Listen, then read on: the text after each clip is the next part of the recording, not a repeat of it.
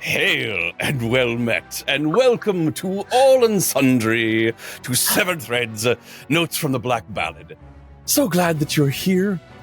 We really enjoy getting to play with all of our friends, but we enjoy the fact that we're getting to share it with all of you as well. It really makes it special for us. We hope that you agree. First of all, I would like to send out the customary thank you to STForge, the writers of the module we are playing, the Black Ballad.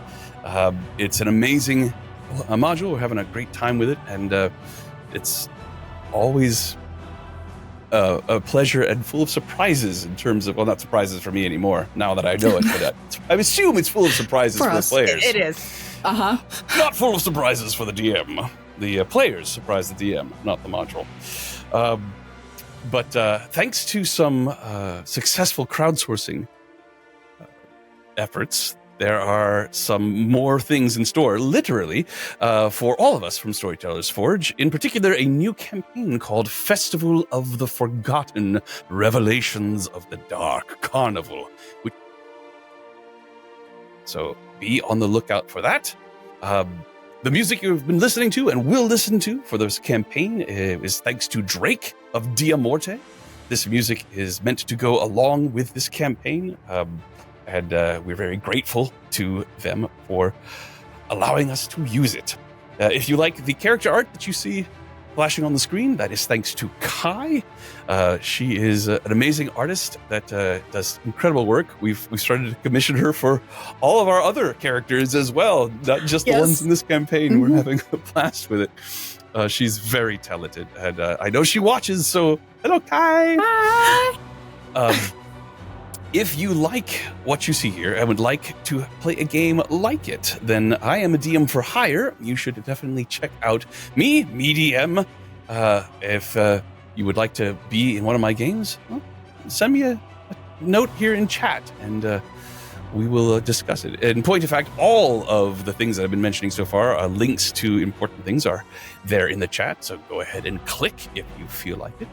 If you would like to listen to me and Samus, who are also in a campaign that is a podcast set in the world of Dragonlance, then you check out Echoes of Kryn, Dragons of the Hidden Flood.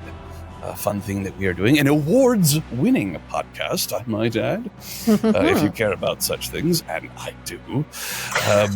You should absolutely check it.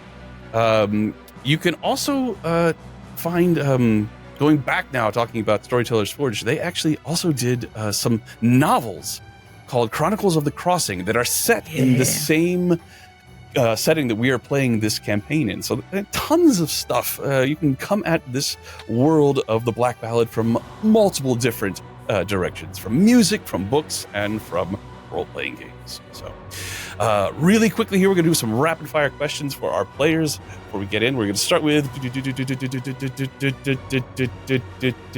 Samus. Samus, what is your favorite low-level creature to fight in Dungeons and Dragons? Oh man. I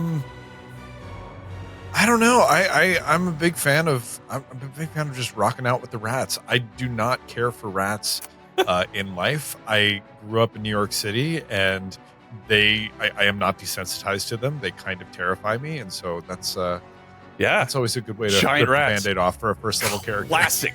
Fantastic. Next we're gonna go with a Tess. Answer's gotta be kobolds, because that's the first thing I remember fighting in Baldur's Gate 1. Takes me back. Jesse?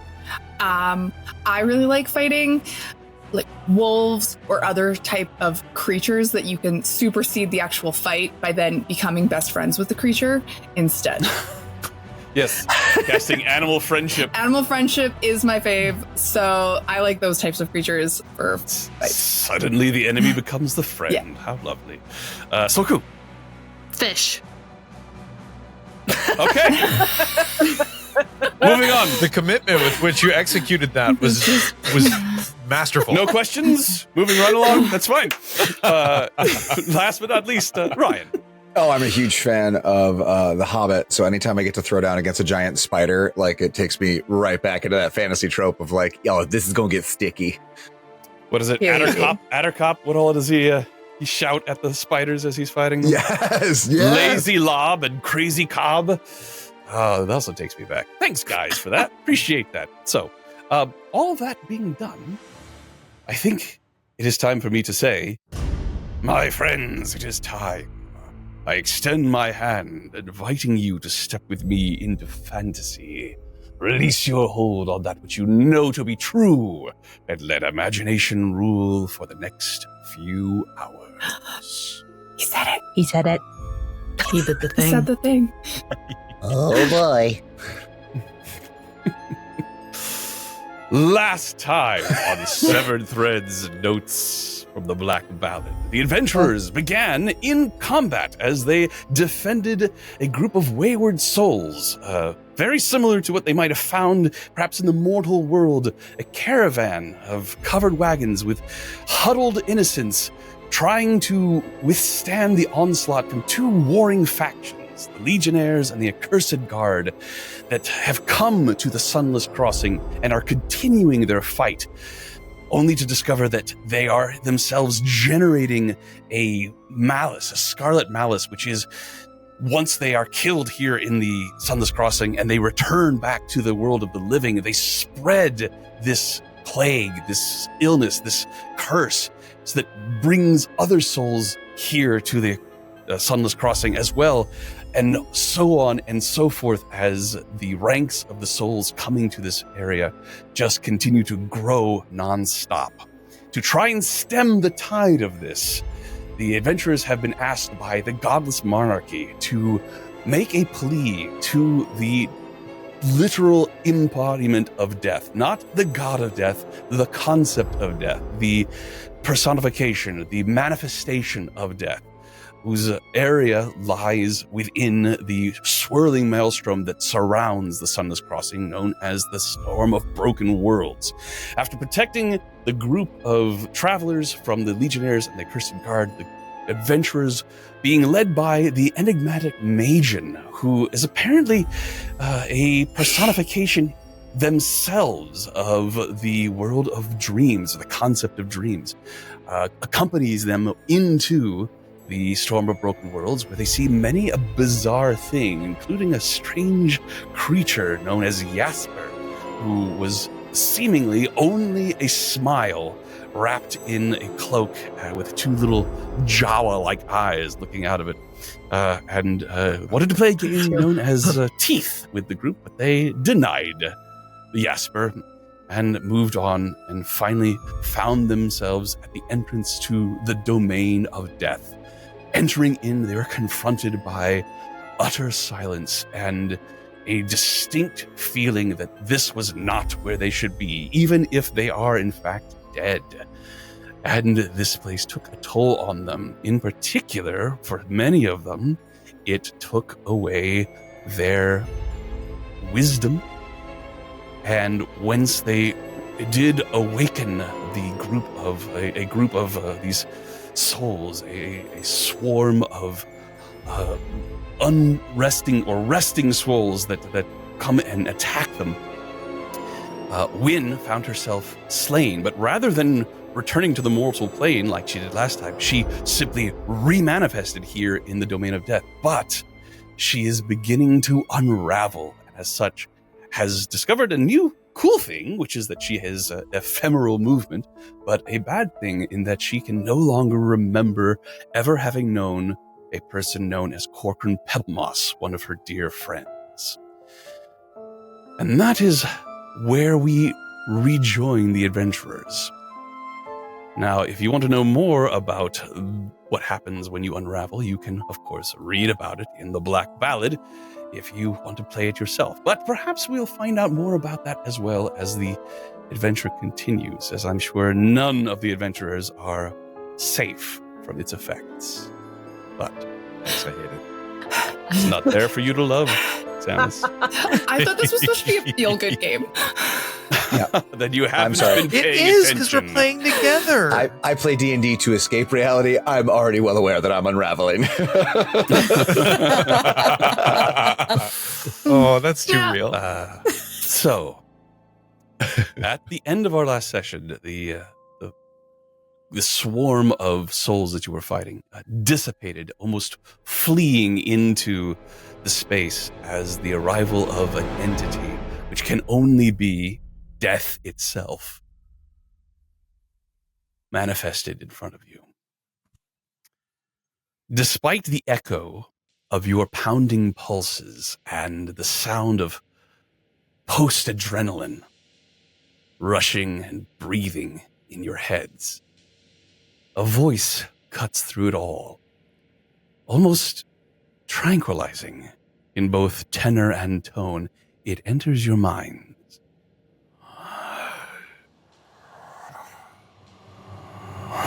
My patience for that which does not belong here is slim at best. That includes you, Dream. It has been a long time, and I welcome you out of courtesy. But tread lightly, as those who reside here have no desire for you to interfere with their slumber. Majid bows gracefully with a grand gesture of their arms. Of course, brother. You have my word. The other voice continues in your minds. So, interloper, what is it you see? I suggest you think carefully before you utter your next words, and when you do so quiet and with respect. Just at the outside of your sight, you see this figure. As it speaks, it does gesture, but there is a bizarre fluidity to it, as if the motions are meant to mimic what one would say speaking to a group, but they're the completely wrong gestures. Just an idea of what speaking and conversing in this way, a memory of what it might be. It is distinctly off-putting. I will look to the group and I'll nod very gently and I'll step forward. And I am shaking. I am terrified, but I will take a knee and I will bow my head. We humbly apologize for the intrusion. We understand full well that we are unwelcome and do not belong in this place. But please know that we've made this journey out of dire necessity. All of us, Major aside, have perished and have become inhabitants of the Sunless Crossing. Since our arrival, we have borne witness to a terrifying affliction that threatens to disrupt not only the crossing, but the fabric of all reality. The illness is called the Red Malice, a highly contagious disease, the origin and scope of which we are still trying to ascertain. But what we do know is that souls are entering the crossing, dying, and returning to their original realm as corrupted undead, spreading the affliction to the living. If they're destroyed in their own plane of existence, they return to the crossing and the cycle continues. A war has broken out in the crossing, and if nothing is done quickly, this disease will not only destroy the Sunless Crossing itself, but it has the potential to corrupt the journey for souls to enter their eternal rest. I do not know if you have felt the shift, but I fear you will soon. The request we make is extreme, but no more so than the calamity that threatens us all. We beseech you to halt Resurrection Magic. magic. We seek to contain the chaos before all of existence is afflicted by this illness and to restore balance so that souls may continue their journey on unhindered. We, as a party, would never presume to tell you what you must do, but we, in our limited wisdom and perspective, see no other alternative to stopping the spread of this chaos. For the good of all life and the death that will eventually consume it, we beg you, hear our plea. While Niall is speaking, Yak steps forward, places his hand upon his shoulder, and blesses him with a bardic inspiration. What form does this bardic inspiration take? Yak very, very humbly puts his hand upon his shoulder, and you see his fingers meld into a owl-like talon as it just places it upon his hand, on his shoulder, and he whispers into his ears, "We are made of the past, yearning for a new life. Music." I'm going to put my hand on your shoulder or on your talon and stop you. Not here, Jock. First of all, I do need to give you props. That was a great speech, Samus. Yeah. Take an inspiration, please. That was fantastic. That was so good. Huzzah. I practiced. Well, then I take it back. I'm glad we picked you. Oh, sorry. So Just now I Extempore practiced. from his mother wit. I, A witty mother. as you step forward to do this, Jack, and Niall refuses it. There is a long stretch of silence as this entity floats before you. It continues to gesture, almost as if the sound that you're creating with your speak requires it to make some sort of movement. But as you speak, it gets slower and slower until it is simply hovering there. Just a single shroud of darkness set against the gray expanse behind it.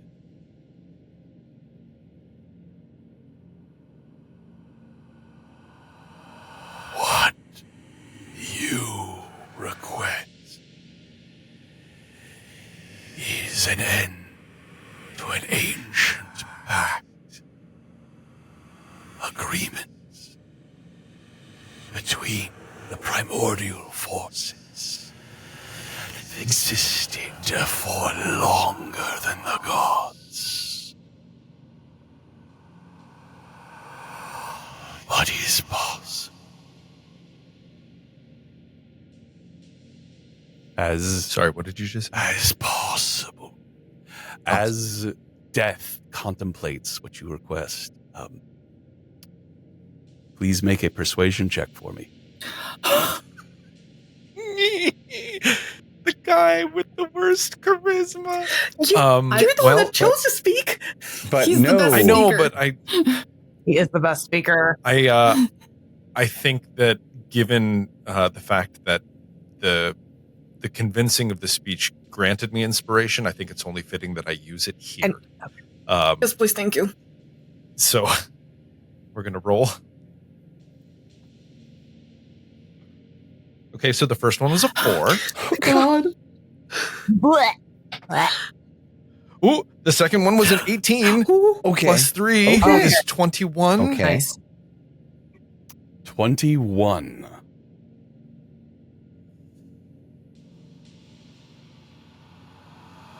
Consider the request granted.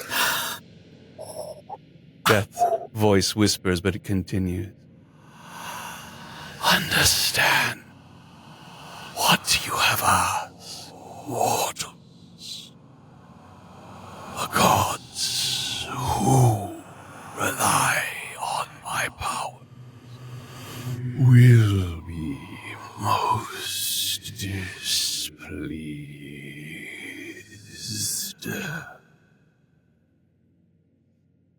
And before you're able to say anything else, suddenly there is a flash of light and you recoil from it as if you have not seen anything brighter than a dim glow for months. And once again, you find yourself in the storm of broken worlds, right at the entrance to the domain of death. I don't want to go back there for a very long time. That was amazing. I will Niall. grab your shoulders. You did this. That was amazing. And I'll turn away. Yak just grabs him by the face and kisses him. Mwah! You're beautiful. Very. Normally, what would have... Oh, I'm sorry. Go ahead. And Wynn says, I'm very proud of you. Normally what would have elicited a sarcastic response and a recoil. I think I'm too shaken from the experience, and I just kind of give a very gentle nod. And can we please go back now? Oh yeah. Well Yes, then, absolutely. says Besides, like we piss off gods all the time. I mean, how bad could it be? Wouldn't have we ever pissed off a god?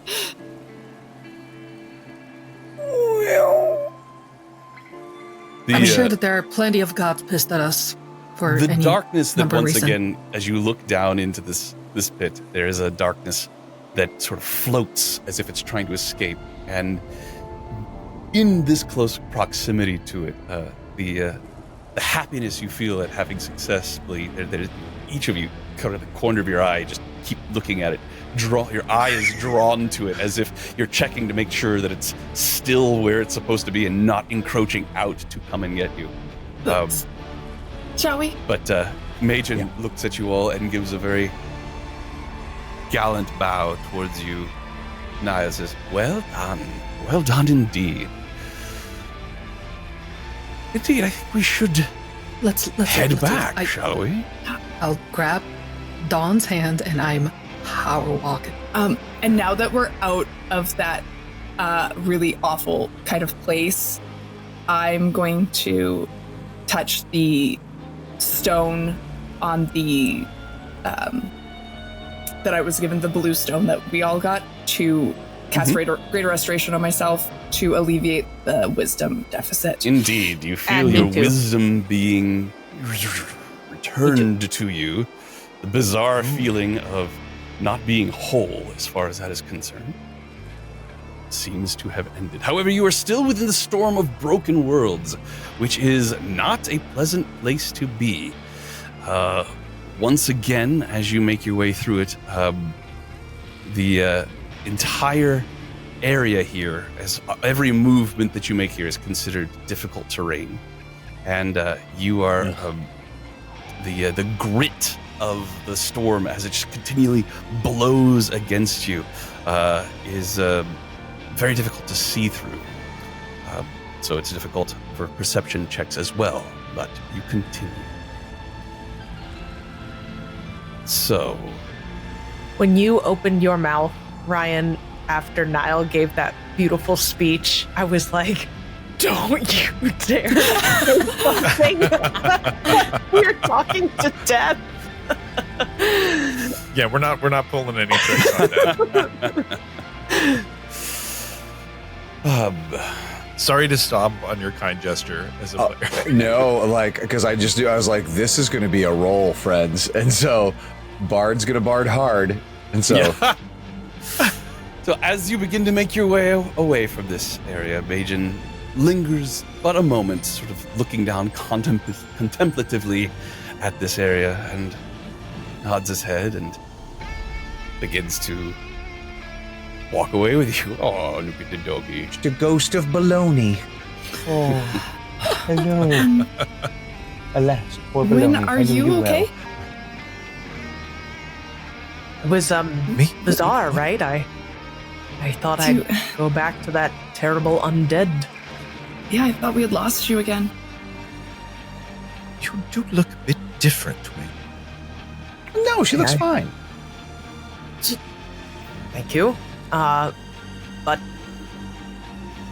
think they're right. I feel like something's changed, but I can't quite tell what it is. Majin, do can you, we see- do can I, you like, know what check? unraveling is? You asked that of Majin? Yeah. He turns slowly and looks at you and says, yes, as entities of pure memory here in the Sunless Crossing, unraveling is what happens to a soul when it begins to forget. Some of the more horrible things that you will encounter in the Sunless Crossing and beyond are a result of souls that forgot what it meant to be themselves and sought to become something else. It is a fate that awaits all of the souls in the Sunless Crossing if the Scarlet Malice cannot be undone. But thanks to you all, I think we're well on our way. Is there anything that can be done if somebody begins? Because my understanding is if you die in the Sunless Crossing and you come back, that you slowly start to unravel. But is there anything you can do to counteract that? Like, to Bind you bring up back the memories? That is an interesting question. Are you asking if there's something I can do? I'm asking if there's something anyone can do. Possibly. But if you can, it'd be great if you could. Again, possibly.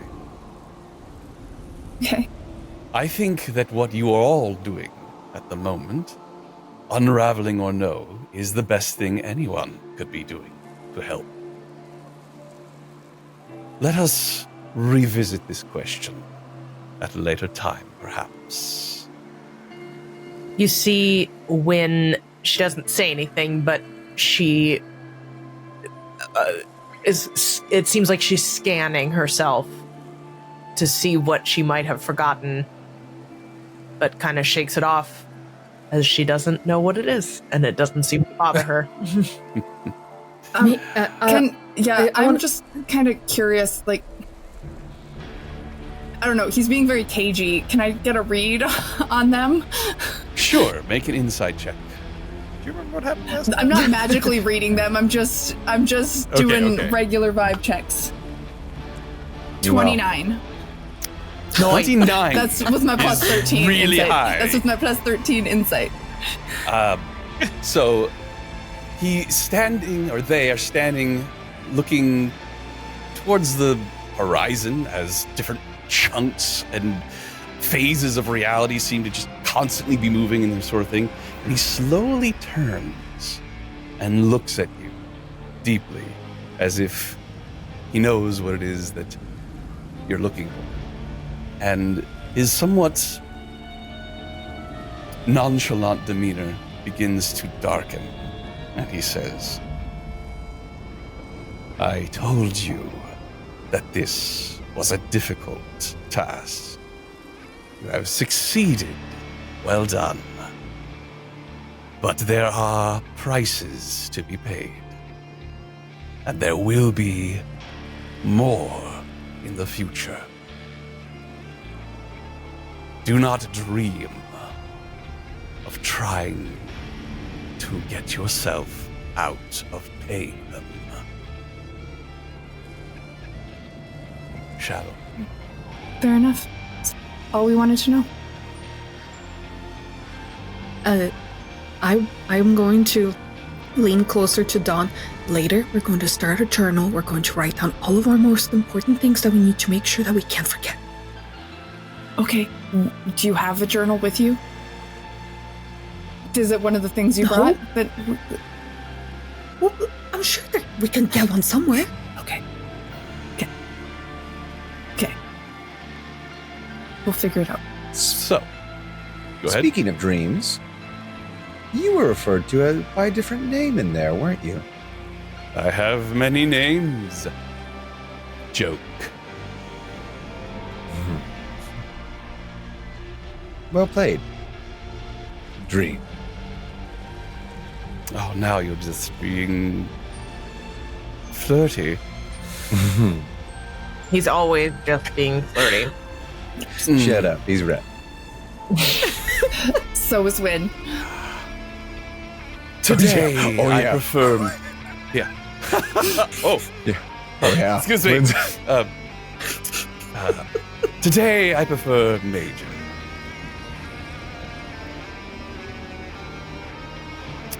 As you make your way, you cannot help but feel that there's no frame of reference in terms of seeing what way you've come. See if you're going back a similar way.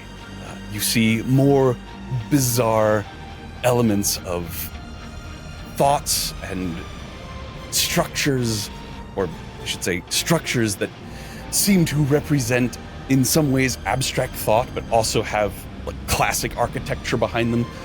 Most of them completely destroyed and broken and tumbling one over another, sometimes blocking your path that you have to go around, sometimes just floating above you. You get the impression that while the storm is definitely happening above you, kind of sometimes look down through open chasms and can see that it's happening below you as well. So it's less that you're walking across a field of a plane of existence and more moving between bits and pieces of substance that is simply floating around chaotically in here. And it is not so much as following a path as it is finding a place to actually stand and hope that it eventually leads you to where you want to be. It does seem to be taking a bit longer this time as you are making your way, and eventually Majin stops and says, "This is becoming cumbersome. I assume you all need to rest." That would be Yes. wise. Wouldn't say no, but What this place should do?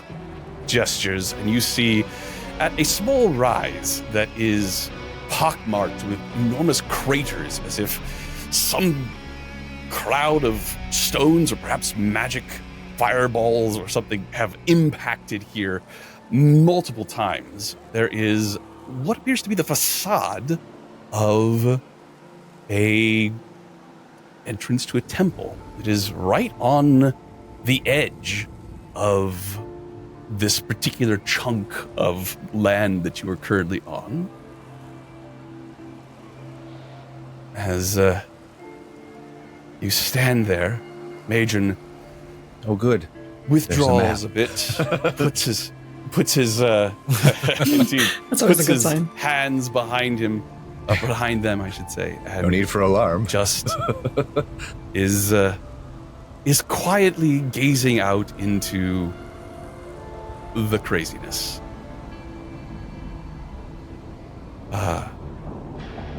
As he says quietly, "Take your rest."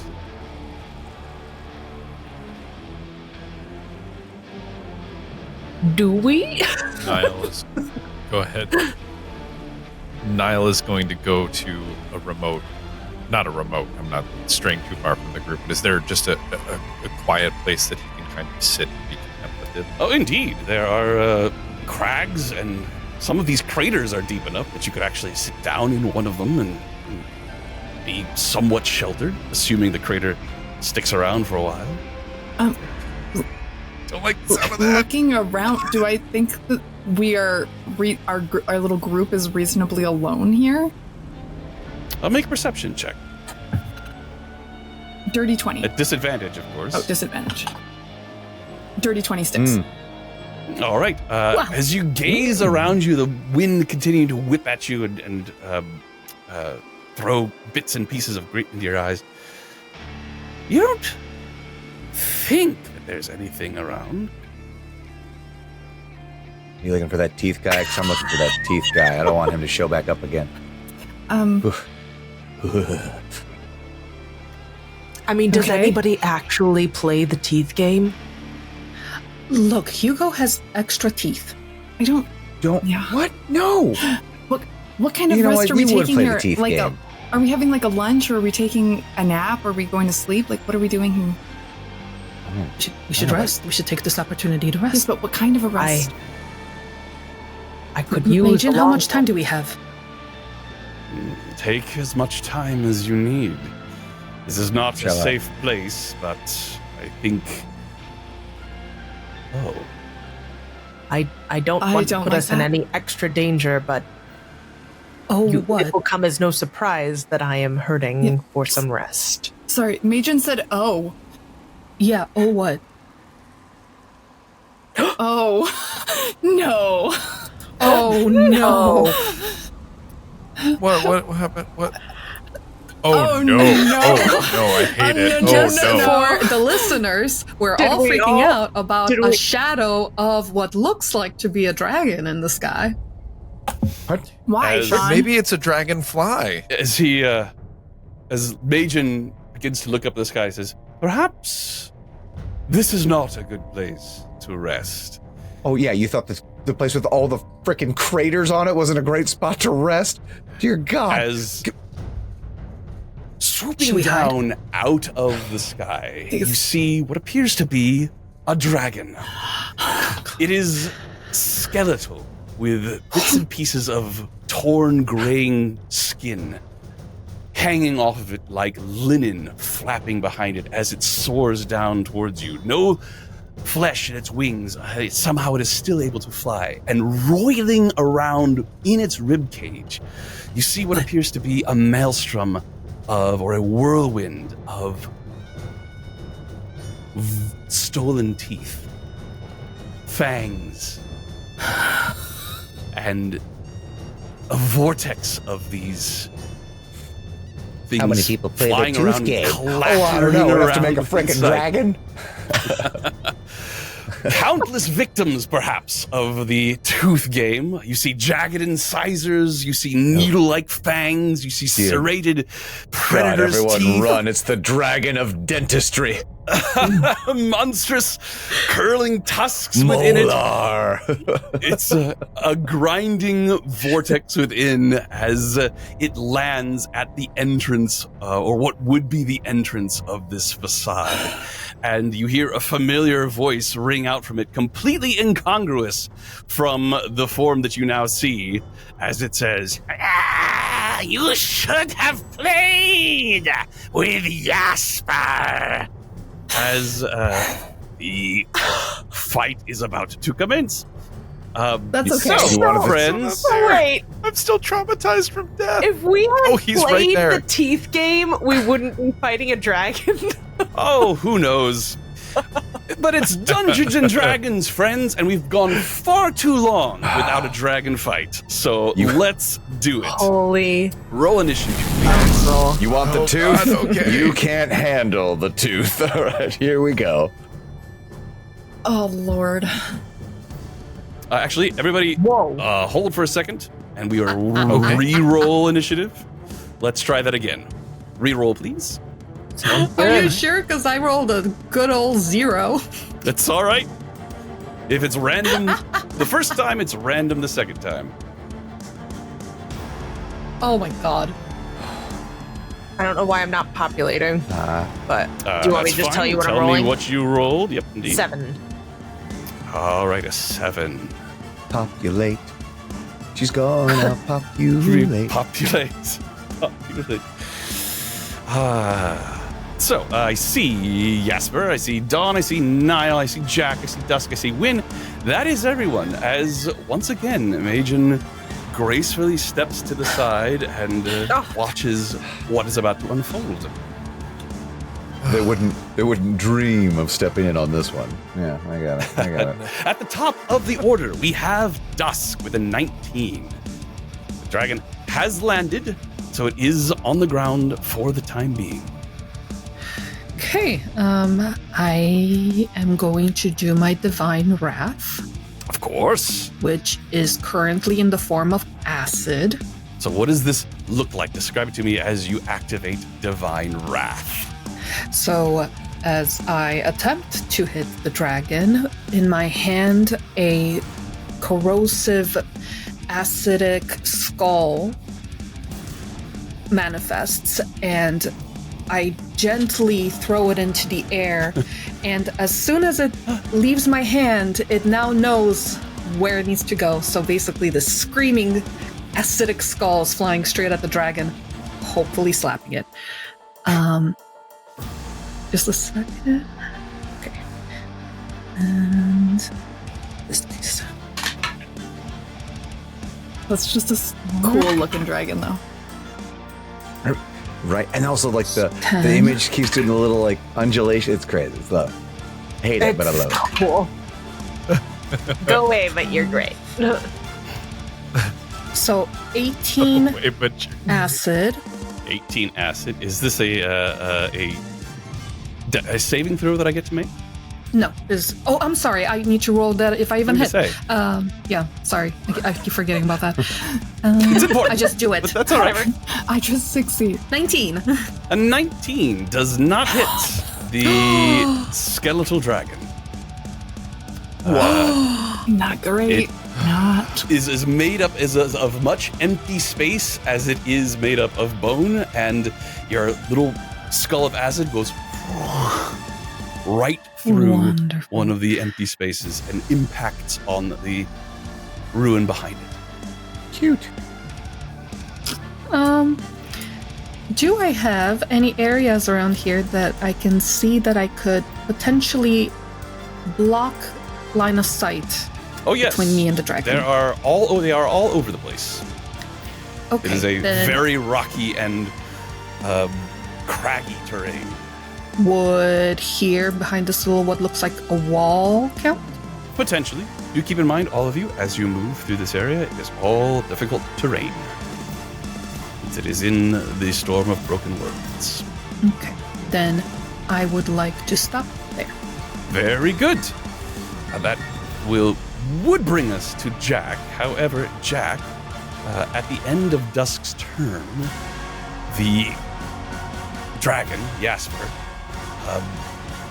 seems to bear down slightly and puts its mouth right on the ground and takes a large inhalation. Although there is no sound of breath, you just watch the ribs expand and then contract as if it is breathing directly into the ground.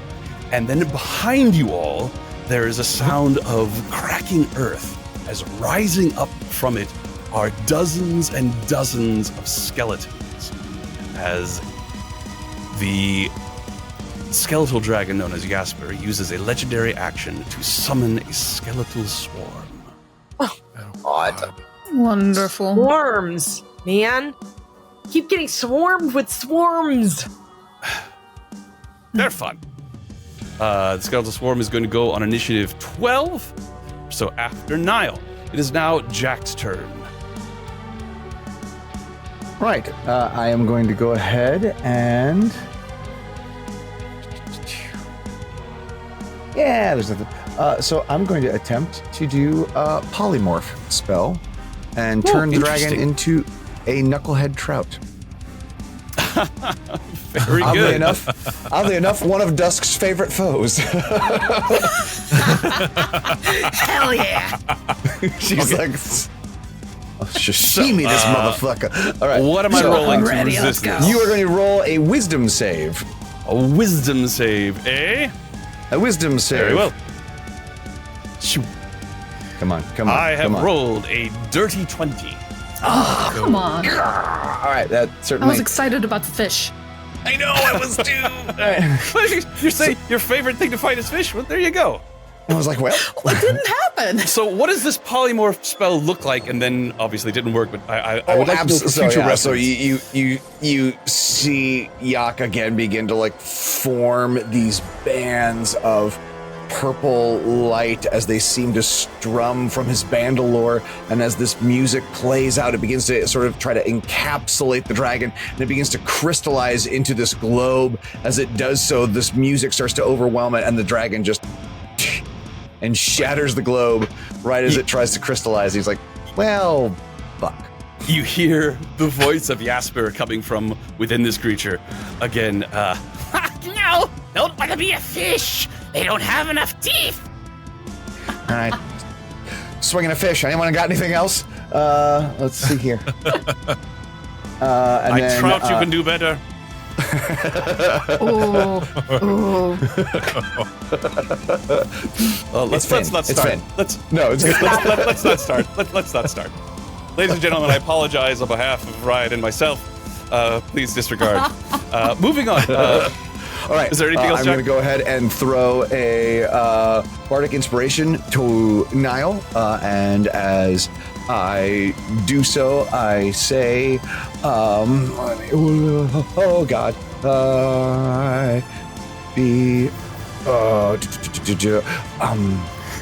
This is salvation, bardic inspiration. yeah. So salvation was a moment too late, but give me a new ending." And so I throw it to Niall, and as I throw that to Niall, I am going to move myself. Oh, I'm moved. And then Remember, get myself- difficult terrain. Yeah. Well, even though I'm flying. It is Because the windstorm- actual. Actually, it's Yeah. even worse if you were flying. Actually, And by that I mean I'm not flying. the condition of being in the Storm of Broken Worlds, all movement is difficult terrain because of the storm, Got it, not just got it. because of the terrain. So then, Good. and these squares are 5 feet, Sean? They are 5 feet. Yes. Love it. So then I will just kind of try to hunker myself over behind this wall then. Me? You got it. That's Me. going to bring us to Who's Niall. that? Oh, that's The me. sad thing is Okay. that I can't do anything sneak attack wise because I am fully exposed and can't hide, and there's nobody engaged with either of our enemies. So I am going to touch the tattoo. I'm going to touch my tattoo, and I'm going to activate it so that I can attack at range with my whip, giving me an additional 15 feet of attack capability. But I don't know if I want to run up to that dragon because I am almost out of spell slots and I am rather squishy. So I am going to run away from the dragon and move toward the skeletal swarm. Okay. I will go 15 feet in that direction, and I will actually, since I'm in range with my blade, I'm going to use my Nixian blade short sword against this swarm. Very good. These do appear to be undead.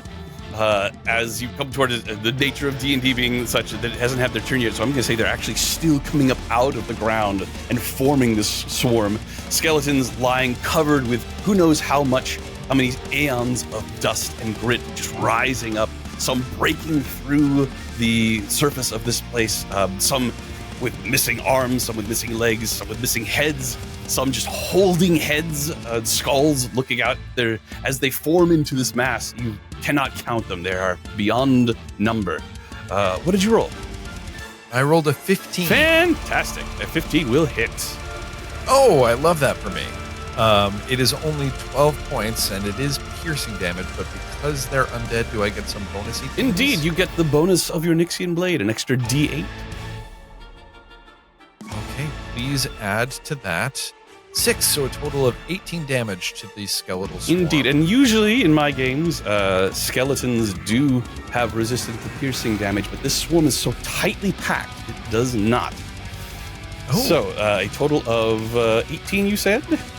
18 damage. Very yes. good. That is your action, bonus action, and move. I believe you are done. Yeah, you are correct. I am completely All right. done. As you attack the skeletal swarm, Niall, it lunges forward and encompasses your entire self, just swirling around you, and you instantly realize that if it was not already loud because of the howling wind of the Storm of Broken Worlds, the number of bones and crackling against each other and breaking and rubbing up against each other create an absolute deafening clatter, and you cannot hear a thing. As it moves into your space, you are slashed by dozens and dozens of fleshless hands. I have rolled a 19 to hit you. Yep, that hits. It hits. Very good. The damage is 7 points of slashing. Okay. That is its turn. That's going to bring us to the dragon. The dragon looks at you all and says, turn me away, will you? Now you'll learn. As the skeletal dragon rises up into the air and does a it doesn't even seem to be flying. It just wills itself, almost levitating up into the air as it rises to a level of 40 feet, coming around this way as it is going to look towards you all. Once again, you see the ribcage expand with no inhalation of air, just a physical sign that it is breathing in, as a stream of teeth comes shooting out at you. Oh my god! Oh my god. Thousands and thousands of teeth just come shooting down at you. I need a dexterity save from everyone except for Dusk. Those of us who went behind walls or anything, like any sort of cover from that, DM? Oh, what an interesting question. Just because it Yeah, was it's a paladin to be- bonus. You do seem to be behind a wall there, don't you? I would say Wynn is not, and I would say Dawn is not, and I would say Niall is not, but yeah, you do have a little bit of cover right there. I will give you, I will decrease the DC of the dexterity save for you. And those close to and how much bonus? 4. 4 plus 4 No. to within 15 feet? 10 feet. 10. So Jack and Niall are both. Good job. Yep. Yeah, great. So Right, Jack that is- has succeeded. Niall has succeeded. Wynn, what did you roll? 22. Come on, Wayne. 22. Come on, You Wayne. have succeeded. Dawn, what did you roll? 12. 12. And I got a rock. Yeah. 12 does not Rock. succeed. What, against a dragon? Really? No, it does not. Of course, Niall, your evasion will come into play. So we will say that this takes the form of the fact that you are so caught up in this swarm of skeletons that their physical mass actually prevents any of the damage coming to you. In fact, it seems the swarm took some damage from this, as it I just is love that going for me. to be a total of, that is not right. Just tell you what I rolled there, 209 points of damage. Nope. There's No. clearly an error in the quit. map No. here. Let's try this Every again. You don't single have to quit, tooth we is all 1 die. point of damage. Yeah. Okay, I see what the problem is. When how much health are you at? A quick edit. How And much we health will am I roll at? again. I'm half. Yeah. Okay, Alright. because Oh. the thing shows you at full. Oh yes. Yeah, it doesn't seem to be connecting to my character. That's a shame. What exactly? How many hit points do you have? 46. 46 fixed. Not for long. Yeah, not for long. So everybody succeeded. Now you take no. I sorry, didn't not succeed. everybody. Don, you did not succeed. Don, you take 40 points of piercing damage. Holy mackerel. Everybody Wow. else takes 20, except for Niall, who takes 0. I just imagine, like, I'm matrixing my leg out of the way of all of these teeth. Yeah, absolutely.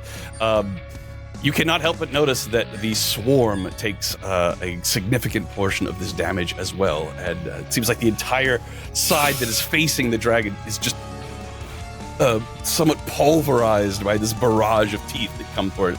But the rest of the swarm quickly moves to take the place. It seems to be a little bit sparser and smaller, but still a threat. And That was Jasper, 20 points of damage. 20 points Yes, indeed. 20. 20 points. Jasper, the of skeletal damage. dragon, is Lovely. 40 feet in the air. That will bring us to Wynn.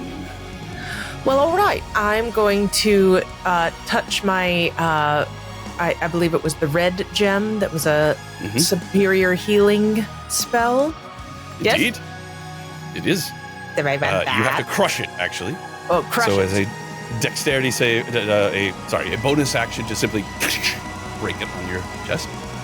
All right. And so that's 8d4 plus 8. Yes? That is correct. The superior health potion, 84 plus 8. 16, 17, 18, 19, 20, 21, 22, 23, 24, 24. All right. Well, I basically get those points back. Nice! Take it away. You rolled 48. Yeah, I was going to say, you Not get to roll 80. another Yeah. 48. Isn't it What? 8d4, not 4d8? No, it's Yeah, right. 8d4. Oh, Yeah, 4d8 instead of 8d4. 8d4. Just kidding. 1 second. I hope it's better. It is better. Wait, By no, that was one. just 6. That's 2. And then plus 8. All right. So 27. Thank you. Thank you for catching that. That, man. All right, I think the best thing I can do is go after this swarm here. I wanted to take out the dragon, but he flew away. So I'm going to move a little bit to the west and get closer to the swarm and take a swing with my Nixian greatsword. Okay. All right, come on. Don't hit me, please. I'm gonna hit you. And I rolled a 1. Nice. No! Fucking 1. So you bring your sword down, and just at that moment, a couple of the skeletons that are forming this swarm just randomly move to the side, and your blade just goes right through. All right, then I'm just gonna do it again. And I'm going to say, shake it, like, unplug it and replug it back in. And then, Why aren't you working? what's wrong with this thing? And this time I hit 20 to hit. Well, that will hit. Just And blow on the cartridge. they go ahead and take 10 damage. A whopping 10 10 damage, but it is undead, so a d8 on top of that, please. Excellent. I'll take it. And add 7, so 17. So 17. Any smites for sale? I am saving that for the dragon. I have 1 left. 2 left. Very good. 2 left. At the end of your turn, Win, Jasper is going to use a legendary action. Let's see, which one will he do? He'll do a wing buffet as he uses his action to fly Bless you. 40 feet, coming down right next to Jack. Grips the side, is now on the ground, grips the side of this wall that you're standing behind, Jack, and looks down, upside down, looking at you. You could still see in the eyes of the sockets a little brightness, the same sort of Jawa-like brightness, and the teeth and the mouth of this dragon does bear a striking resemblance to the grin that was on Jasper. He says, "Such a shame, doesn't like games." Yet. That's gonna bring us to Dawn. Okay. I'm just going to look around, see all my friends with teeth like embedded in their armor and stuff, and just go, oh. And I'm just going to about 5 feet next to me, just a pulse of pink light is just going to start and then kind of explode out, and everybody's just going to feel a warmth in their chest as I cast Mass Cure Wounds at 6th level. Very good. Whoa, nice. So everybody takes 22 points of healing. Hooray! Love that. And then as my bonus action, I'm going to crush the yellow gem and imbibe the potion of, or the gem of heroism. Aha! So you are currently blessed. To give you the little blessing icon, which I think looks kind of like a pair of underwear. See if you agree. You have blessed underpants. It is actually Blessings supposed to be wings come with in a little every halo, shape and but size. I think it looks like a pair of tidy It whities. does I kind really of look do. like a pair of underwear. So, but it Oh is my gosh, wings it with a halo. really does. For Oh, you wow, viewers, yeah, take a look yeah. at Underwear. Take a look at the on symbol. you, It looks like underwear underwear. on you, underwear on you. And you don't have to worry about concentrating on this. This is the best thing about the potion. All right. Dawn, is that your turn? That is my turn. At the end of your turn, Jasper is going to use another legendary action. Oh my as he God, get raises out up of here. A huge skeletal claw above you, Jack, and brings it down and attempts to squish you. Doing the As- smooshing. And a leaf on the breeze. No It squishing. does. See how I See, feel. I need you to make a dexterity saving throw, please. But Jacques is very, Alrighty. very Alright. susceptible to being smooshed. No I smooshing, am Jacques. so smooshy. Yeah. All right. He's very smooshy. I can do this. I can do this. All right. Oh, that was 19. I really appreciate that. So let's see here. 1 second. I don't want to die. All right. Let's see here. Try to speak into the mic, Ryan. You're giving us gold. Oh no, sorry. I'm just. Yak is currently muttering to himself. So, Sean, I can't bardically inspire myself, right? You cannot. You're just not that good. I just. Oh, man. You are to me, bud. You don't believe yourself. That was some Yeah. emotional smooshing. Emotional smooshing. Smoshing. Is it? Am I too old for that meme? No. Okay. No. I don't think so. All right, No. so 100% not. that was a. Oh yeah, no, that was so. Okay, that was a 16. A 16 succeeds as the claws of the dragon come down on either side of you, Buster Keaton like just missing you completely. The head looks at you. Toes. Yo, that's just. Yeah. Do that again. Such lovely incisors you have. That is gonna bring us to dusk back at the top of the order. I'm so uncomfortable. So, I'm going to grab Hugo's mouth and open it. How many teeth does he have? I'm gonna say enough so that he can say, "Behold, you Oh my God. sniveling snot, you strange, skinless manifestation of draconic." What? You're. Tell him that you want to play the game. Huh? That's really not the sort of thing I say. It'll be now. Make a persuasion check, please, Don. Persuading your undead stick. Oh my god. If I'm able to hear this conversation, I'm immediately shouting from in between his claws, going, "Hugo, fucking say it!" I am going to. Can I use my aspect of knowledge to use my wisdom instead of charisma for this ability check? Interesting. Because that's what it says that I can do.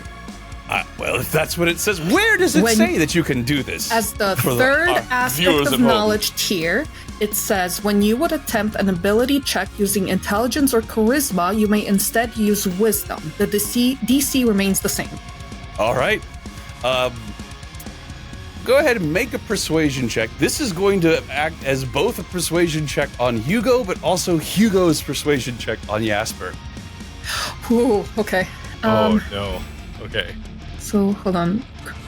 So it's just gonna be an additional +1 to whatever I roll. Okay.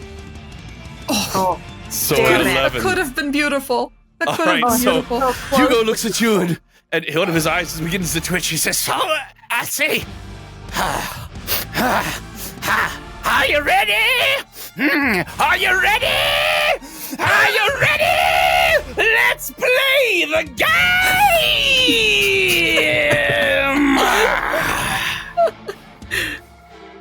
I hate him. And- Do I feel like Jasper should have been able to hear this? oh, absolutely. And Okay. Jasper looks up a bit and looks towards Hugo and goes, "Meh, kind of rotten." And, He just offended your teeth, Hugo. I don't know if I can live with myself. And he takes his head and just impales himself back on the stick. Oh my god. Okay. What was that? Was this persuasion my action or bonus action? That would have been your action. Okay.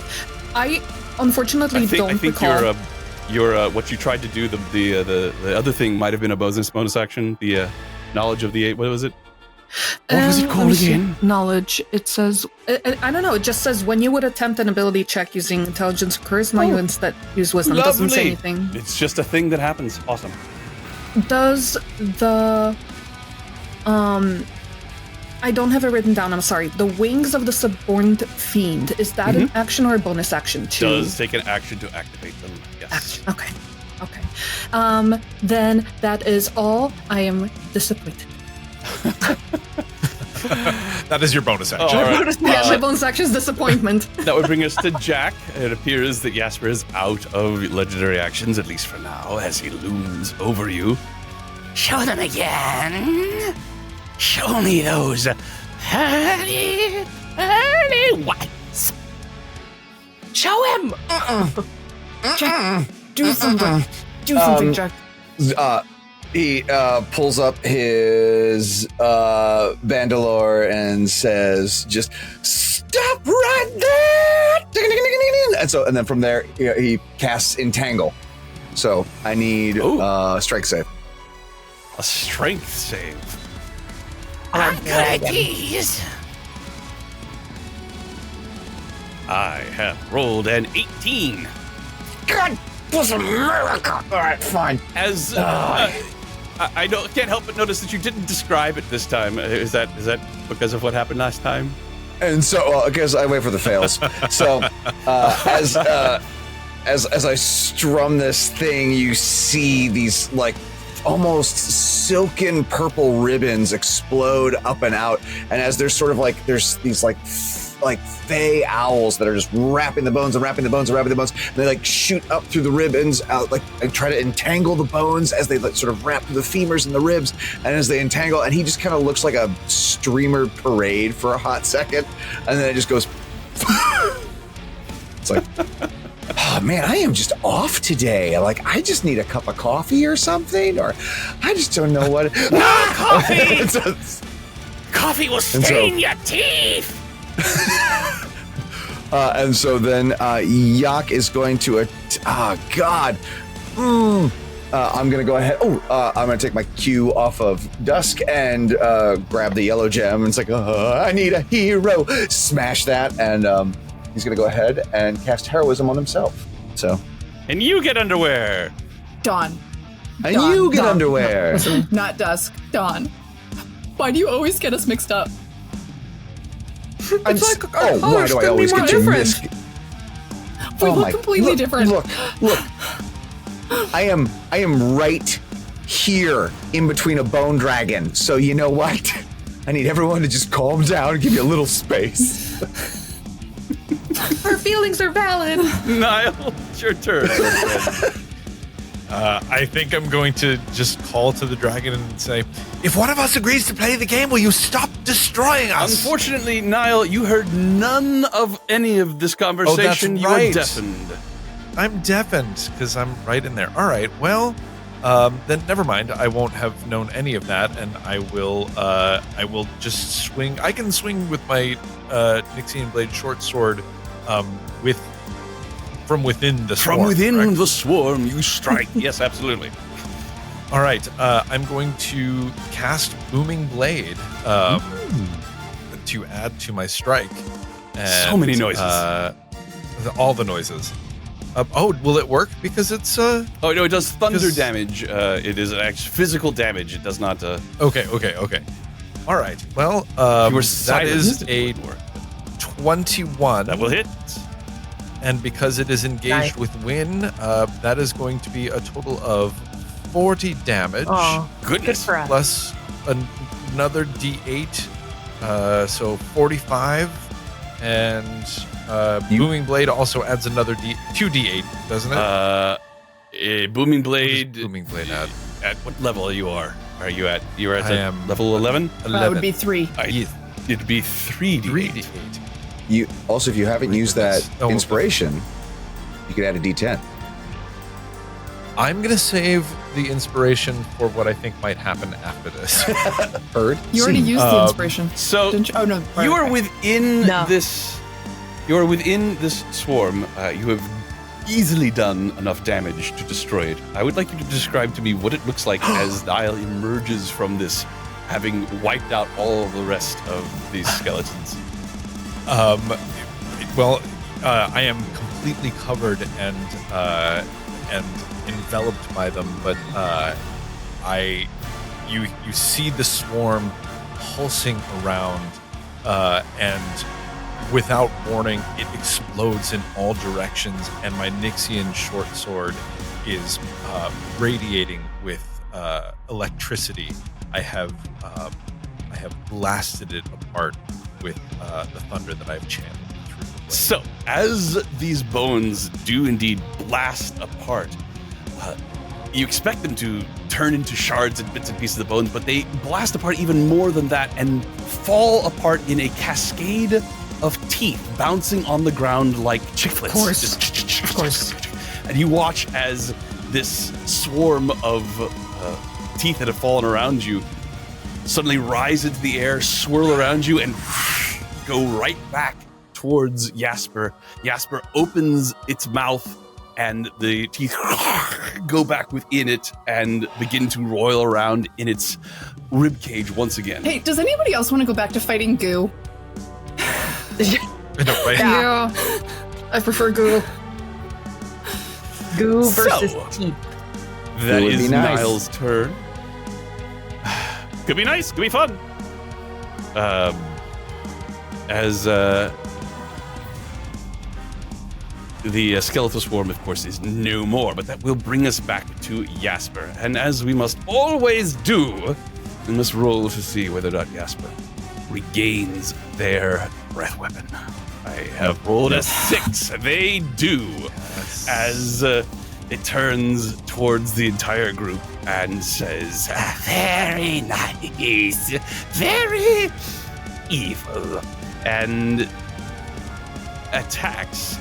It is going to reposition itself slightly to the side, of course, as by doing so, it can hit everybody with its breath weapon. And once again, a blast of teeth come shooting out of its mouth after it moves its ribcage in an expanding motion. The teeth themselves clatter against the fangs of the dragon and then clatter against your armor. You shield your eyes, you shield your ears, shield your mouths, hide your wives. I'm sorry, the cadence there reminded me of something. No, it's good. Exactly. It's good. Mm-hmm. Nope. Right. Mm-hmm. As dexterity saves, everyone. Mm-hmm. Can I get a little bonus to myself since I'm kind of hiding behind a wall? Are you hiding behind a wall? Yeah, there's a little wall right where I am. All That's why I right, moved there is a there. little wall there. I will decrease the DC for you. Thank you. Dusk. Jack, you are at point blank range. There is no avoiding it this time. Don't forget your bless, though. Niall, you So are hear me within out. wind's orbit. You succeed. Don't forget your Got a bless, 30. Jack. You get to add a D4. Yeah, oh yeah, absolutely. And then what's the range on Win for her? Oh, you're too far. 10 feet, you're out. Yeah. 10 feet balls. All right. Well, All right, so we'll start with The Jack. What winner. did 10 feet balls.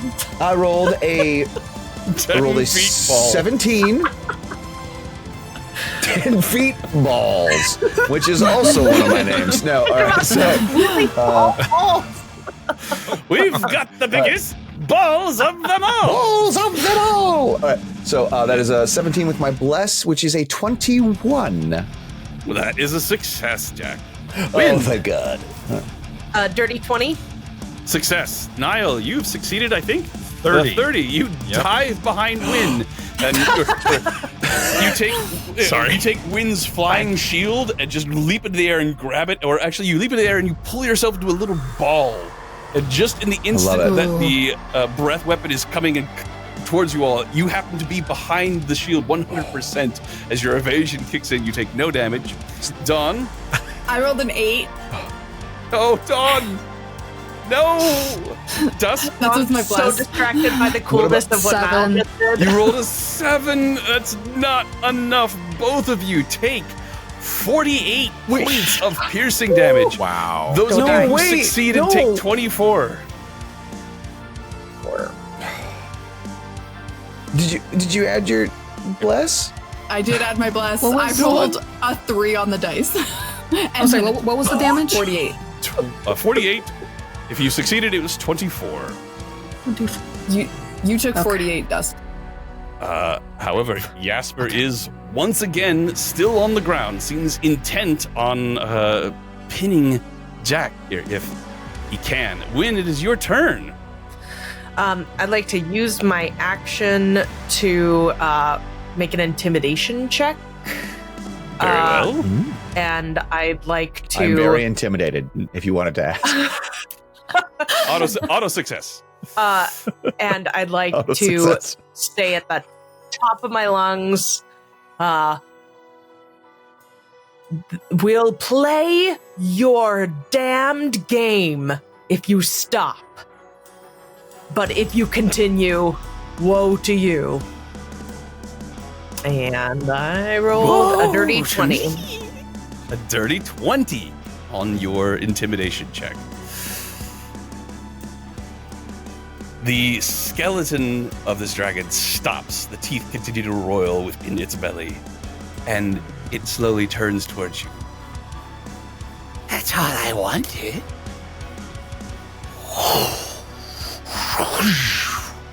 It swirls down, and once again, you find yourself facing this hooded creature with absolutely black features, a single line of, or double line of white teeth, an enormous Cheshire cat grin, looking at you. Artis cocks its head inside, So, who will play? holds out the bowl and shakes it, teeth clattering within. And we're going to take a short break. Who has Oh God. teeth they don't need?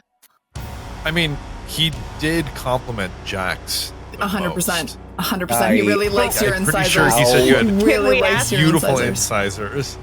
How We will be fucking back in dare a- all traitors. Traitors abound. All right then. So that way goes the game, eh?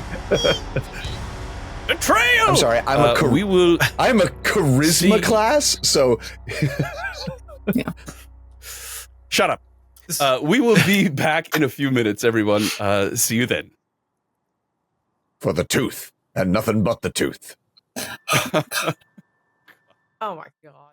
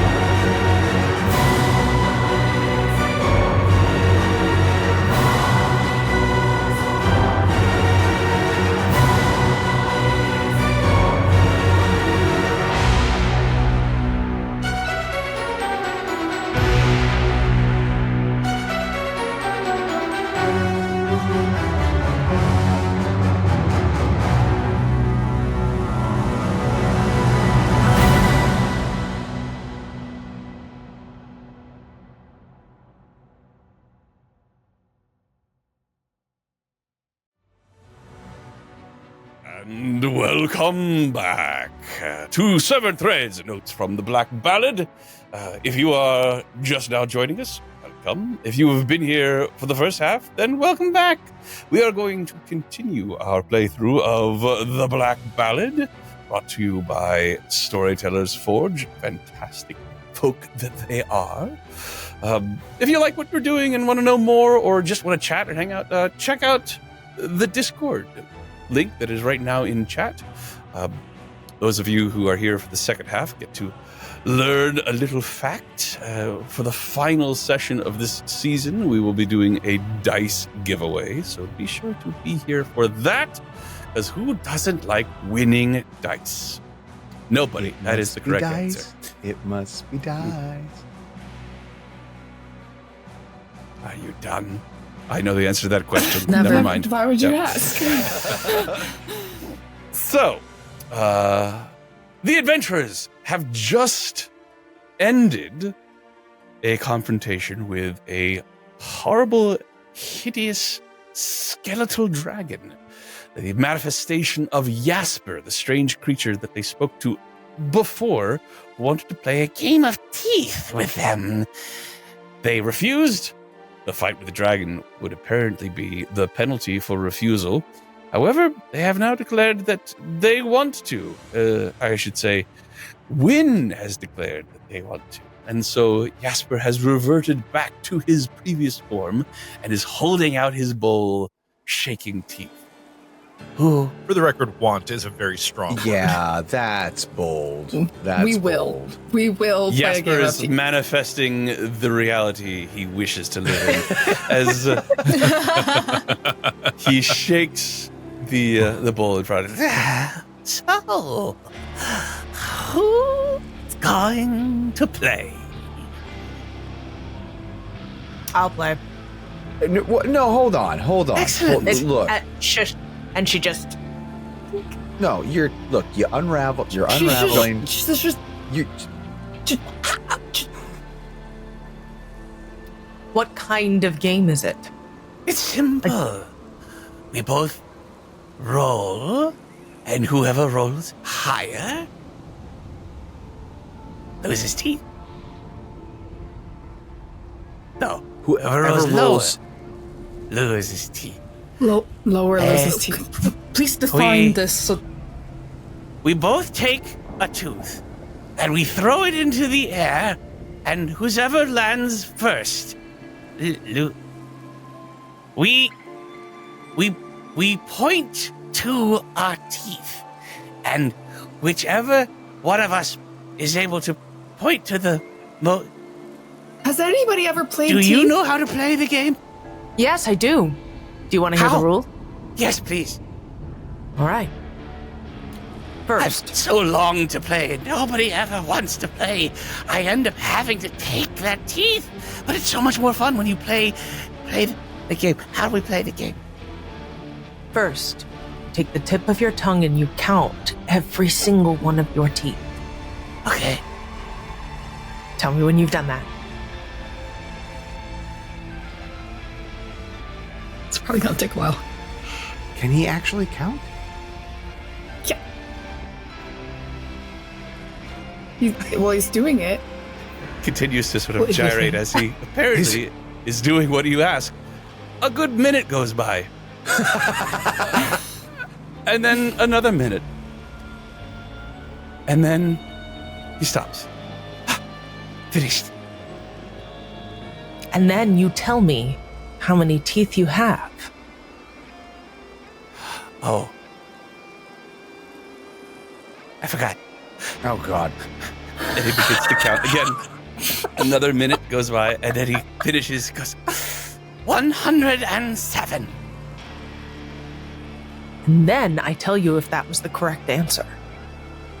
Oh. So Wynn goes,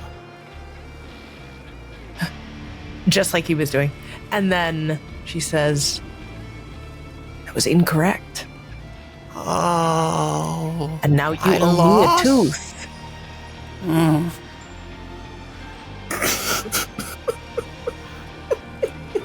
Would you accept something else? I would. we would like to leave this place in peace. Oh, well, that's easy. Jasper will show you. Come. And Jasper turns and walks through the door of this facade that you're in and disappears. I think that worked. The fuck? No. Chalk it up as a win. Chalk it up as a win. And we're walking. A win and for we're win. walking, and we're walking. But we're not following Jasper, right? Major, We are that's not the absolutely way following back. Jasper.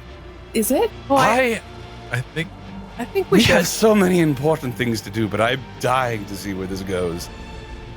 Ugh. I have to admit that I do too. It is And up we to all you. know.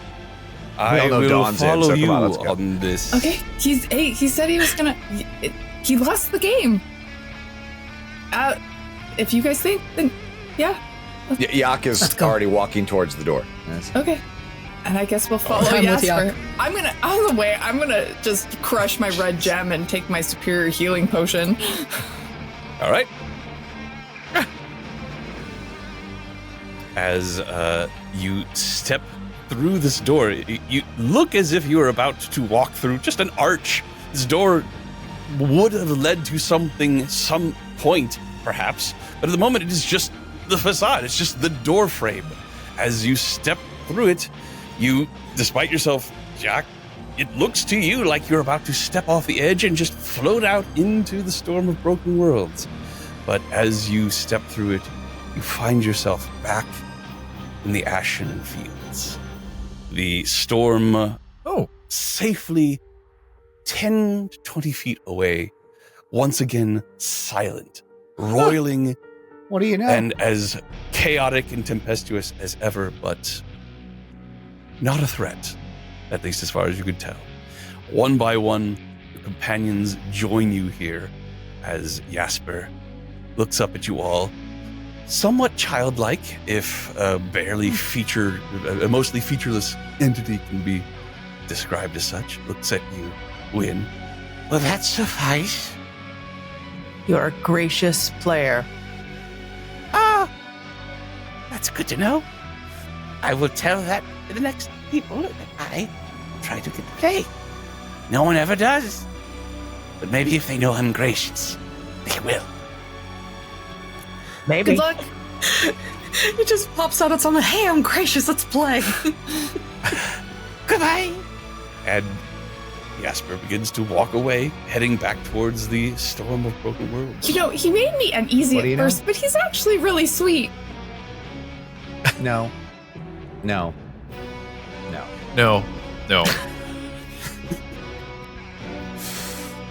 Stupid. Yes. Oh, my sweet Dawn, we have got to talk about your taste. As Major shrugs It's their shoulders and looks to you, Win. Clever. Shall we? Yes. And looks towards you expectantly, Jack. Wouldn't dream of denying you. Let's. He wants the horse raptors. The raptors. Oh, Do you have any spells? The Horaptors. Of course. I Now, believe you're we gonna, like, decided gas on them up, right? Valorses. Valorses. Yeah. That's right, Valorse. Valorses. Which sounds Valorses. like a canceled Golden Girl, but I like it. What? You know, Valorses. Sometimes you It's say horrible to things. think that we could live in a world in which the Golden Girls would be canceled, but I mean, like, there's a fifth one, and they don't talk about it. It's just Out Valorses. there.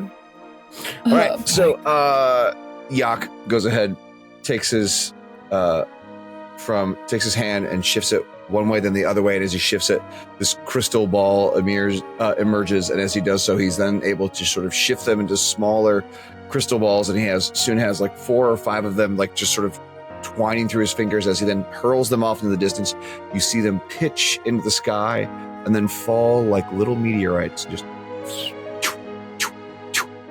And then where each one of them hits, beautiful horse emerges from within as he conjures up a pack of riding horses. Indeed, and then they do appear to be riding horses. And he gestures to Majin. Majin looks at the horses and says, I think in the spirit of recent events, and he makes a sort of a languid, nonchalant gesture, and the horses look all towards you, and you see them all have these Cheshire cat grins that go all the way up their faces, all the way to their ears. No. Oh, I hate it. You know what? First, remember Jasper by. I think I'll skip this, and I will mutter under my breath, though my soul is heavy, I soar, and then I open up the wings. Fantastic.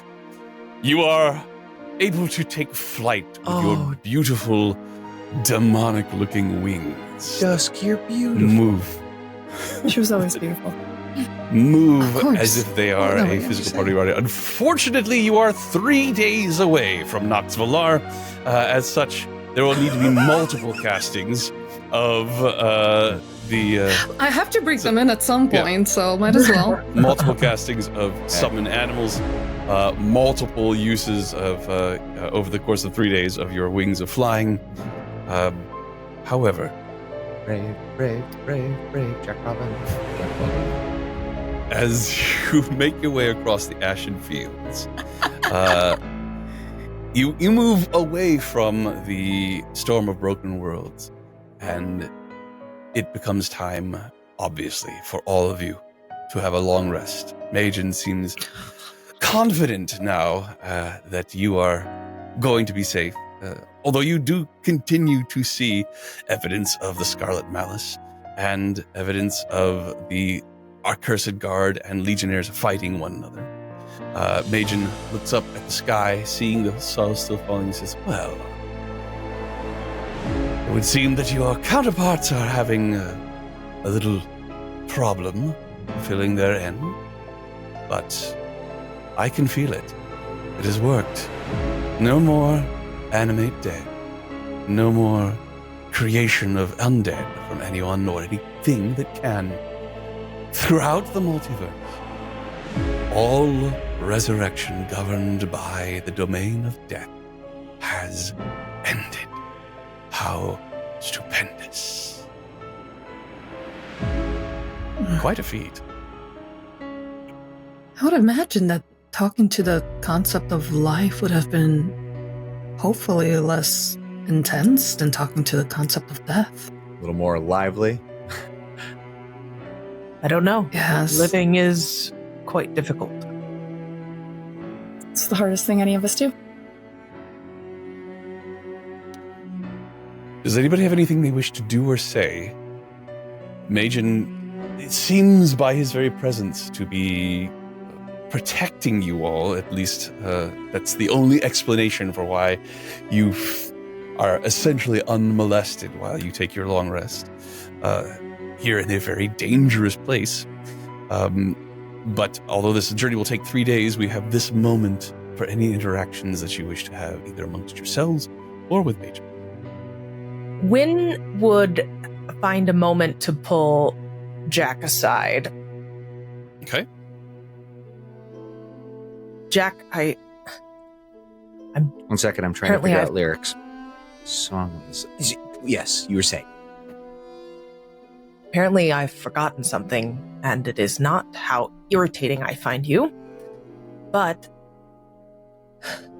it's also clearly not some of the things that are most important to me.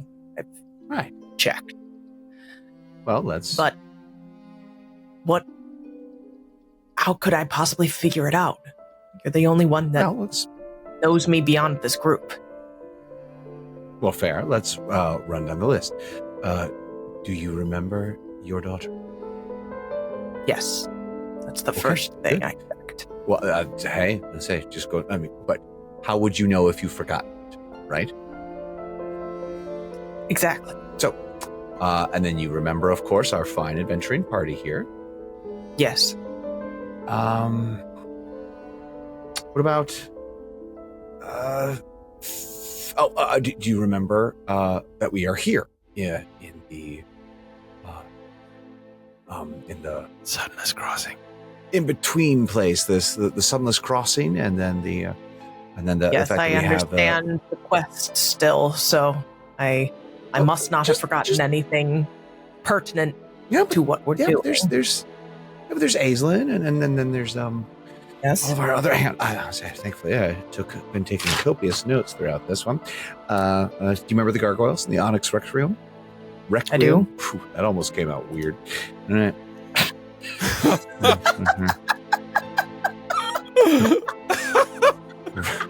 Requiem. Hardly know. All right. You brought him. You Requiem. It's like, eesh.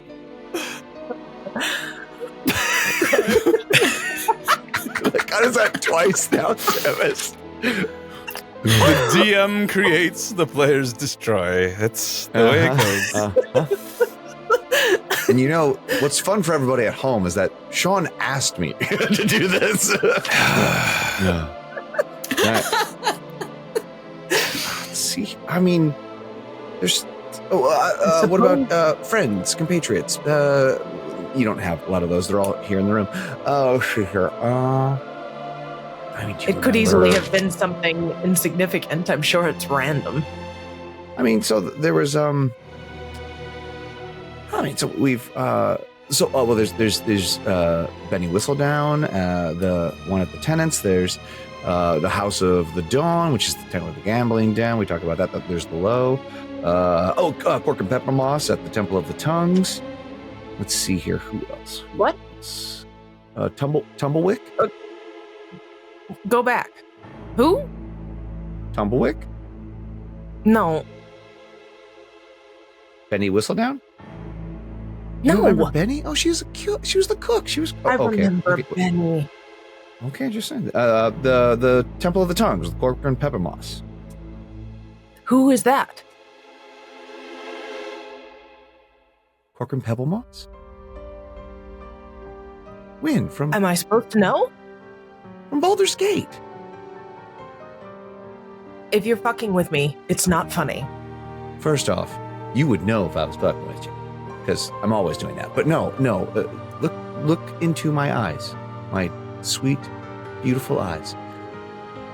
Corcoran Pebble Moss from the Temple of the Tongues, crushed by a meteorite, which was actually humans, and then he came back. He was one of the first people we saw get while we were here.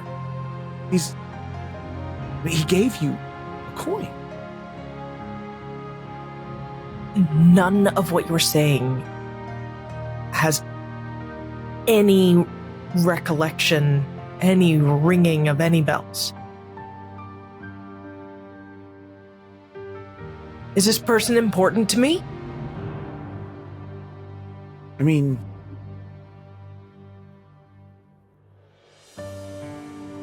he is a cornerstone of kindness and a good man, which is something that you and we just haven't met a lot of those. So, Win, I'm so sorry. Just write down everything you remember about him, then give it to me. Of course. I'll write it down. God, Don't tell the others. that's impossible for me, but I'll try. Don't. I'll try. Don't try. Do it. Okay. I won't tell the others. And she walks away and sits to think. All right. Anyone else? I think you'll probably notice that Niall I've been very withdrawn since the encounter with death.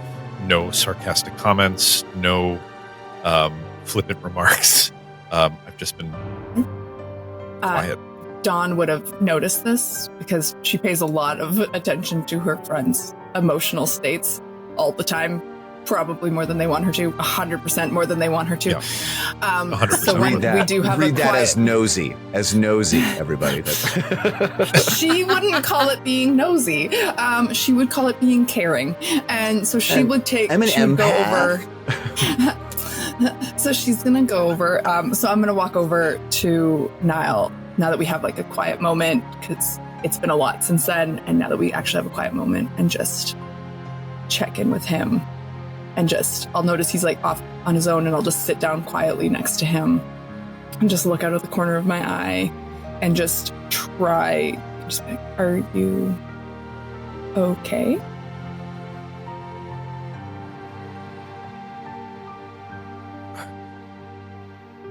No.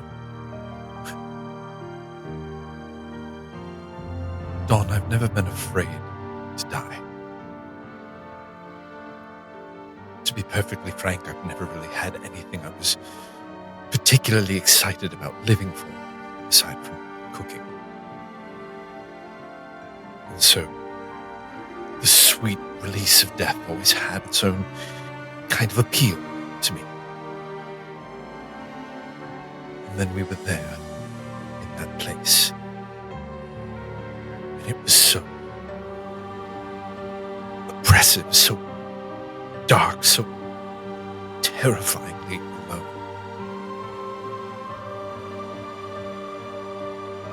I don't know if I can bear experiencing that for eternity. I think the reason it felt oppressive, the reason it felt terrifying and wrong and alone is because we weren't meant to be there. I understand that there's no way of knowing that beforehand, and that thought is terrifying. But you're not alone. We're here for you. And I'm gonna put my hand on his arm, and I will be there for you for as long as I can be in whatever afterlives we enter, in whatever lives we're bound, regardless of how you sometimes snark at us, because I know that you care about this group and I know that you care about us. But what you did there was amazing. There's a reason why we let you do the talking for us, since we didn't even know you could do the talking. But since the first moment we heard you say something, I knew that you were so eloquent and so capable of convincing people, regardless of what you think you're capable of doing. And I trusted you fully in that moment. And I was behind you 100%. We all were. And you did it. You succeeded. We all got there, but you're the one who convinced death of what needed to happen. And that is an amazing... You see a tear roll down my cheek. I say, well, if we're being honest, compared to the rest of you, the bar was really, really low. There you are. There's the now we know. And I'm gonna, because you're in a space, I'm not even gonna try to magically read your emotions right now. I'm just gonna let you have this moment. But I reach down to my hand and I take off the ring of mind shielding. Right, as Niall reaches down and removes this unseen ring, it comes free of his finger and appears in his hand. A little band of gold with a purplish amethyst gem on the top of it that has been scored and carved to look like a brain. Dawn, I am not a good person. I have not lived an honest life. Why? Why would you be there for me? the Niall I've known, the Thaddeus B. Wolf that I knew, you have been good. You've protected us. You've helped people. what you did before, what's happened before, what'll happen after, all different things, all different people. But the one I know is a good person and is my friend, is my family. And so I'll be there for you. What is that ring?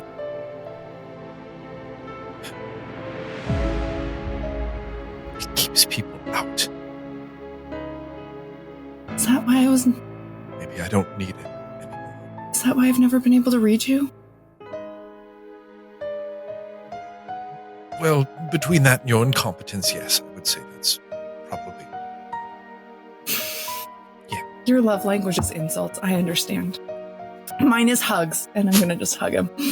Oh, lovely. Anyone else? All right, then. It takes another 3 days of travel for you to make your way back to Noxvalar.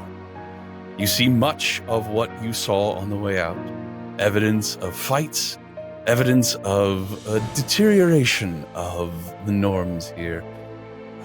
You've been told that demons and other unsavory creatures sometimes plague the Ashen Fields looking for wayward souls. Usually the Nixian Guard is able to thwart them, but they are busy trying to deal with everything else at the moment, and as such, you see more than your fair share of souls being carried away by forces that sometimes take the shape of nightmarish-like creatures. But Bajan stays focused, driving you on as quickly as possible, and quickly quickly reminds you of the speed with which you must return in order to continue to facilitate the end of the Scarlet Malice. Can I just say one thing about our travel time? Of course. Dawn would probably spend as much time when she's not helping out her party, probably attempting to talk to Majin and seeing if he'll let her fall through that cacophony of emotions again. So that's so she probably would have spent some time over the trips just talking to them and trying to get them to let her do that again. Just as like a kind of overarching on our travel thing, not something specific, but yeah.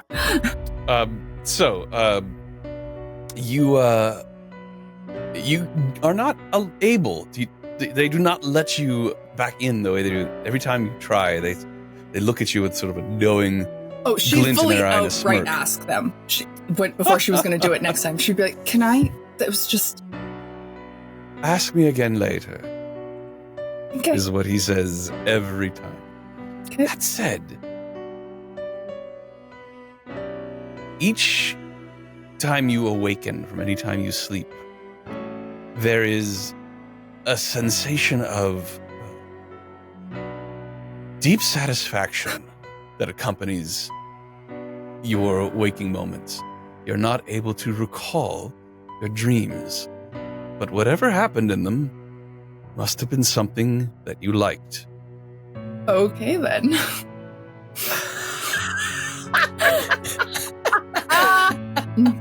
That's good enough for Dawn. Ooh. Very well. So, by the time you return to Noxvalar, you have been gone approximately a week. And even though it's been a very short time, things have definitely devolved. You see no sign of the Nixian Guard that is usually stationed at the Enduring Threshold, the entrance up into Noxvalar. They seem to have been pulled back to the more defensible Grey Vista. The streets and avenues that are run throughout the city now seem almost barren. They were less traveled as you were leaving. Now they look almost deserted as residents huddle inside their homes, avoiding the open air as you see souls raining down almost faster than you can count in all directions, all of them coated in this red glow of the Scarlet Malice. Majin looks up at all this, and his eyes narrow. Above the Onyx Requiem itself, the sky is absolutely teeming with armored gargoyles circling, watching closely for any sort of disturbance that might require their intervention. As soon as you are spotted, you are quickly given an honor guard and then escorted into the Onyx Requiem. And you are sent straight to the throne room once again, where you see Ashlyn in a small, having a heated conversation with a small group of other members of the Godless Monarch. From atop the grand throne, which is where she is sitting, at the end of this hall, Ashlyn sharply gestures as she sees you. She quiets the voices of all those assembled before her like a knife, cutting them all off as all eyes turn expectantly towards you. The Sovereign's voice echoes through the throne room. Please tell me you have returned bearing some form of good news. We have succeeded. Unfortunately, it will come with consequences. But for the time being, resurrection magic has been paused. Ashlyn and of several of the other members of the Godless Monarchy let out a held breath, but even as they do, you can still see concern and worry on many faces, including Ashlyn's. Who has a passive investigation of 15 or higher? I do. 22. I have Both 16. of you. You cannot help but notice that the Sovereign looks exhausted, bleary-eyed, and pale. One of the What has been... Go ahead. Oh, go ahead. Oh. What has transpired here since we've been absent? Where was the group that Are went you all right? living? They failed. as Where in are- they're gone, or life, the aspect of life did not Apparently, agree. the entity of life would not be convinced of the seriousness of the threat.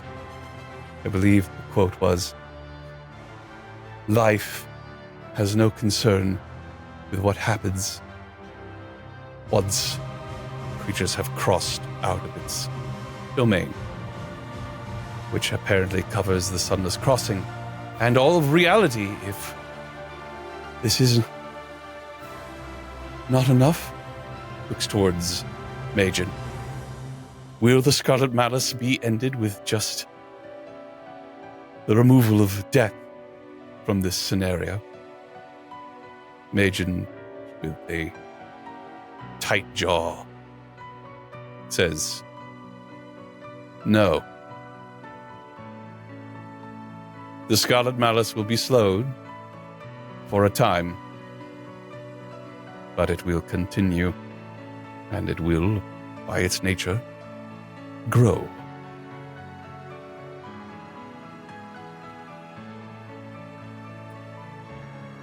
Is there nothing else that we can do? Who do you address that question to? Majin. He looks towards you.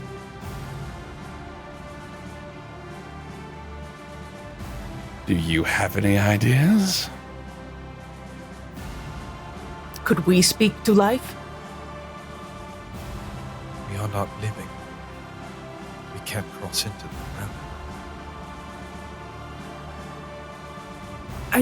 Well, there was a step after, but this was just to stop it from happening so that we had time for the next phases. Correct? Yes. Why don't we It would just seem try to that there is speed those up? less time. As this conversation begins slowly at first, but then gradually picking up speed, the conversation that you interrupted when you came in continues. Ashlyn sits looking a little bit defeated. Then she shakes her head and she claps her hands, bringing the group back to order again. She dismisses you.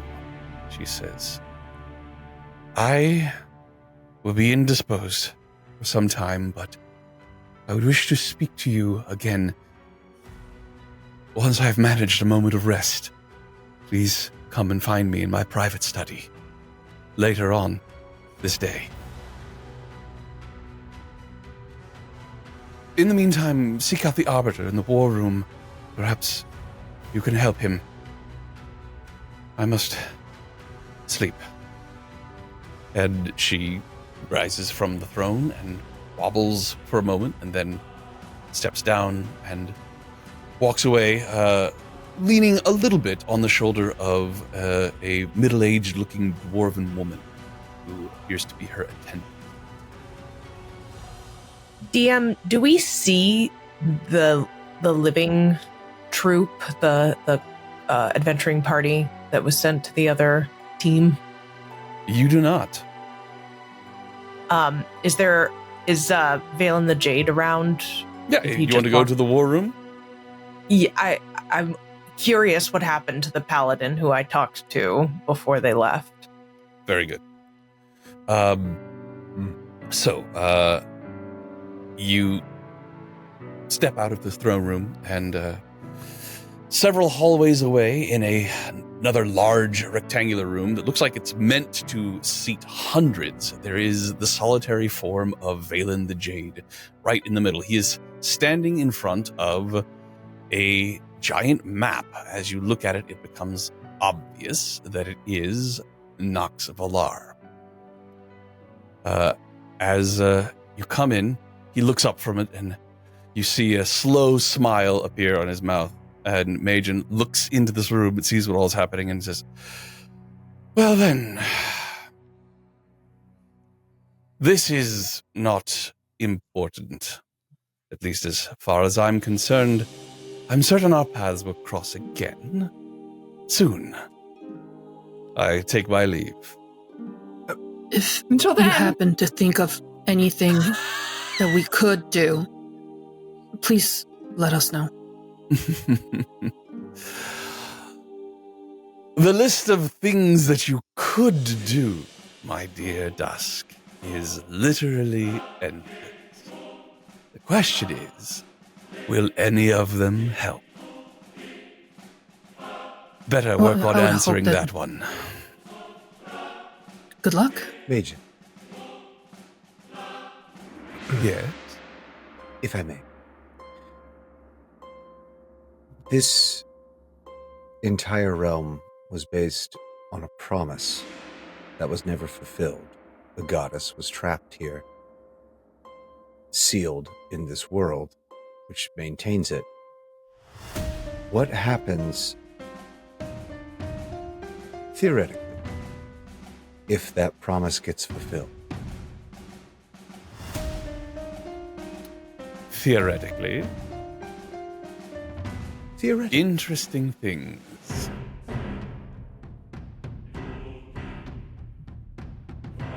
I'm glad that someone has been paying attention. And he turns abruptly and moves away before you can answer. So Can't good, just believe leaving you were you on the the one edge that of your was paying seat. attention. I'm sorry, I didn't catch any of that, but it seemed Half of us are laughing at Dawn. No. Got it. I'm sighing exasperatedly at Dawn. And I was making a sarcastic comment about how ironic it was that Jack was the one who was paying attention. John was paying attention to something. So, as you step in, Jack was also Valen making a comment looks about at how you. it's really easy to pay attention to things when they are that good looking. Oh my god. So, Valen looks at you all and gives a nod. You've returned. I hope you were more successful than your counterparts. We were. That's good Of course. news, I suppose. Is the Sovereign all right? She is overwrought, I think. This is a unique situation. She seems convinced she can find a solution. She is, what is the phrase? Burning a candle at either end. I wondered if you could tell us what happened to the living adventuring team.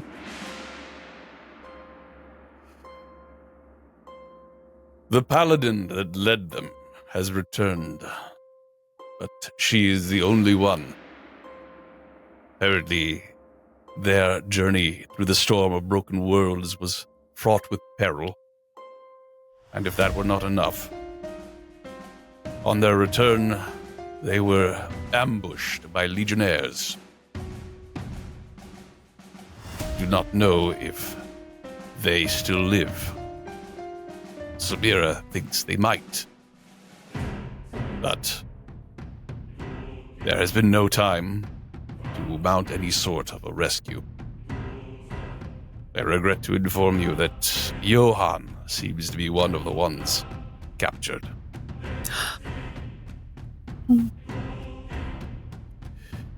If I may impose upon you, we've already asked so much, but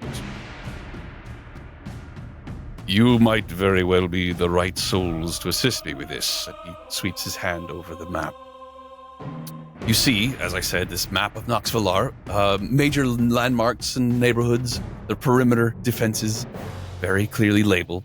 And you also see some stone pieces that look somewhat like chess pieces that are on the map representing different elements. You see a perched gargoyle representing the Nixian Guard. You see a heater shield representing the Legionnaires, and a pair of coiled tentacles representing the Accursed Guard. And he looks at you, and particularly you, Wynn, and he says, I know this city like the inside of my wing. So to think like an outsider is difficult. What do you think these interlopers will consider the most strategic? If you want, Wynn, you may make a insight check to see whether or not you can provide some to Valen the Jade. I would love to. May Or if anybody So else has may any ideas I or any... I would just offer to assist Wynn in her insight.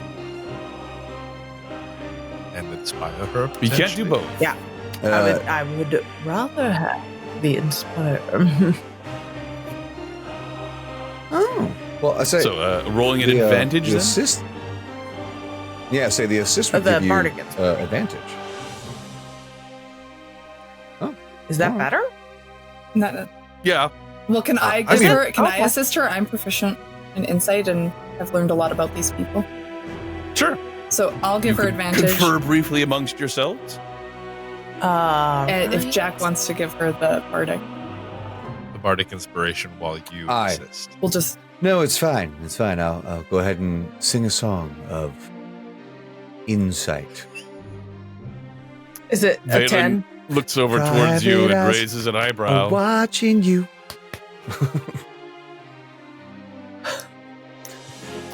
Oh my They're gosh, watching your awesome. 24. Move. A 24. Just so you know, I rolled a 14 and then I got a 10 on the Bardic Inspiration dice. Very nice. It's a great Flowers. song. So, But is your insight 0? Plus 3. So 27. No, but I had a 14, so... With the plus Stop 3 of mathing. support. Okay.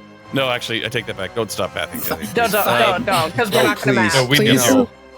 We depend We'll on your die. math. So, Well, Yeah. from what you have observed, the Accursed Guard are likely to be more interested in acquiring power, either through knowledge or weapons or magic, that sort of thing. The Legionnaires are likely to think much more militarily, looking for places that they can command a larger portion of the city that they can occupy or have a range of attack. So taller areas, walled off areas, they're going to look to get footholds. So they're looking to find places to make defensible and basically take over and occupy. The Accursed Guard would be more likely to come in and take power and then leave. I would say that you should be wary. The Legionnaires do not have access to any strongholds, towers, keeps, areas where they can set up and protect themselves and offer offense from as well. The Accursed Guard will go another route. And that route is? They want your things. They want to take over, and they want to take over, and they want to do it quickly and leave. There's less strategy there. Less warlike strategy, at least. A combination of occupiers in the form of the Legionnaires and pillagers in the form of the Accursed Guard. Couldn't have said it better myself. What have you observed of their capabilities? Equally strong. Can you give me equally specifics? Violent. What have you seen them use in combat? Counterspell. The Remember Eldritch from our- Blast comes from whom, DM? I remember That's the badass- Accursed Guards. Mm-hmm. There is an extraordinarily strong force magic that the Accursed Guard will use. Stronger than you're expecting it to be.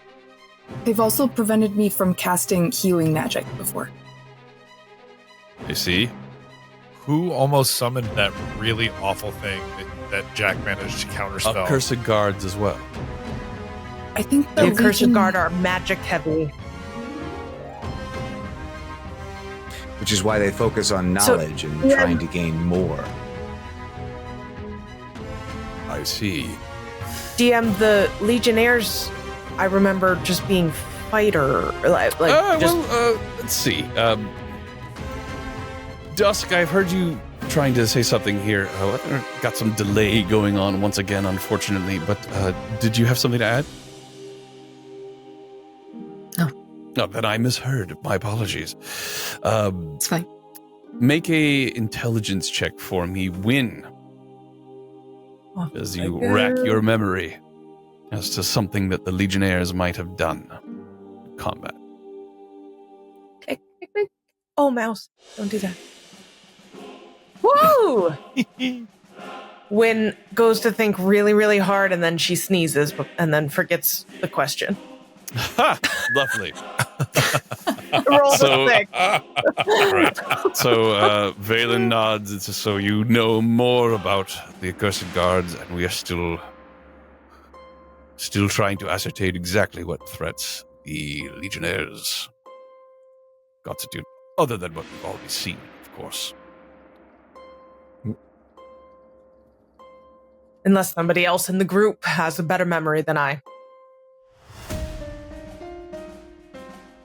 I can try to make an intelligence check myself if you'd let me. We've encountered the Accursed Guard a lot more than we've encountered the Legionnaires, to be fair. Understood.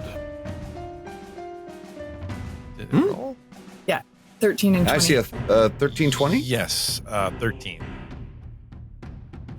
Ah. But would I get a bonus for? Oh no, probably not on a straight Not on straight intelligence check. 13, however, I think, given the fact that it happened fairly recently, is enough. You managed to not sneeze as you try to think of this. You recall that one of the Legionnaires seemed to throw some sort of grenade that acted as an anti-magic grenade.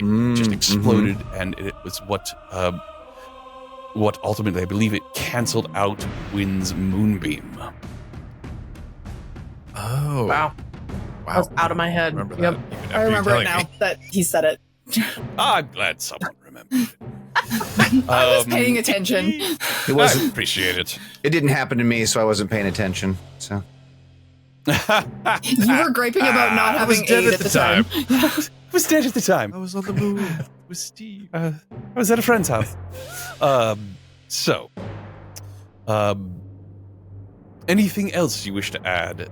You can actually maneuver these tokens around the board if you have an idea of where they might attack, and where perhaps the Nixian Guard should concentrate their forces. The crazy lady that we fought to protect the Iceland is... Kelsier.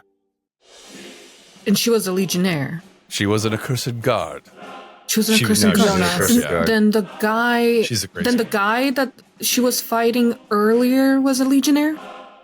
Yes. Jonas? Okay. Just want to make sure it's Ashlyn, not Aslyn. Okay.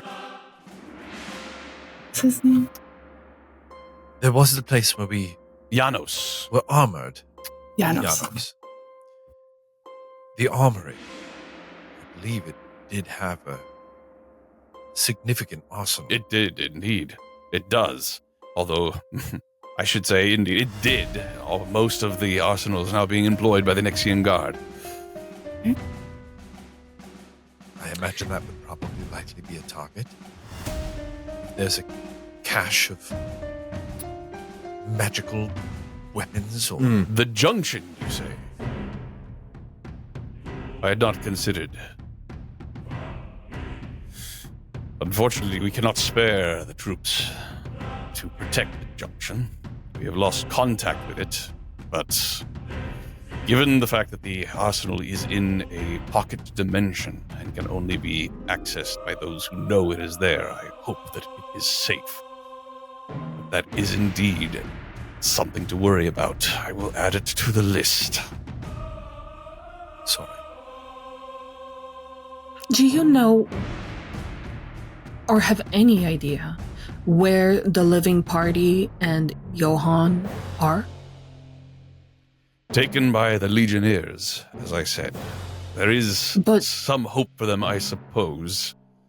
The accursed guard do we seems to know be somewhat what chaotic. camp or something? To answer your question, Dusk, no. Although the Legionnaires do seem to be coalescing their forces under this La Croix, and they seem to be somewhat better disciplined than those that claim to follow the accursed king. At any rate, I appreciate your help. You've given me much to think about.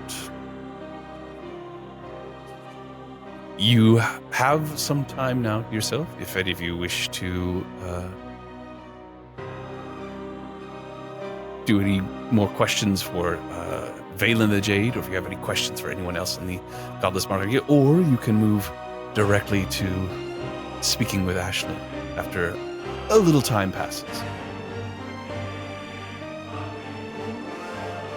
It doesn't need to be in this moment, but Wynn would seek out the paladin from the living group. Oh, very well. Let's see here. If the group clears from the war room, Yak will just want to take a moment to ask Valen a question. All right. As you speak to Valen, would you do me a favor and make an insight check? Don't mind if I do. Sorry, Insight because you said check. if the group kind of clears the space, Dawn wasn't going to clear the space because I was also God. going to try to talk to Valen. Absolutely Okay. dare Oh you. my god. I'll say I rolled a nat 1 on that insight check, so he seems fine. He seems fine. All right. So what did you want to discuss with Valen, Jack? Valen, Yes. I asked a question of Majin, and they seemed very intrigued by it. I remember when you were showing us the halls of the previous rulers of the Onyx, of the Sunless Crossing and their gargoyle. What happens if Ashlyn relinquishes her power? Does this... I do not understand. If she steps down, is that what you're asking? Well, because there was the two of you are, forgive my bluntness, connected in some way, right? You serve her, and therefore, Yes, that is, should she that is cease the nature to of do... our relationship. Of course. Nothing untoward. I get ahead of myself. Behind, over to the side, whatever. If she were to... I remember you mentioning that gargoyles in the past had chosen to step down, to stop serving. And when they do that, they become stone, correct? Like in their entirety. That is the nature of our end. Of course. We return to that which we came from. But if Ashlyn stops serving, or if she were to relinquish control over the Sunless Crossing, what happens? Is she the one holding this all together, is my question. Oh, I see. No, she does not have that power. The Sunless Crossing exists thanks to the sacrifice of Nixia. We do our best to maintain it, to continue the ordered progression of souls that arrive, souls that wait for their turn to be heard, and then ultimately either return to the world of the living as resurrected beings, or are processed on to their eternal afterlife. Correct. And how specifically is that maintained? Because through the readings and the conversations we've had while we were here, this was meant to be a temporary situation, the Sunless Crossing. The gods had agreed that Nixia would eventually be able to transition, and that her sacrifice would only be a placeholder. You are correct. However, what was meant to be and what now is are two different things.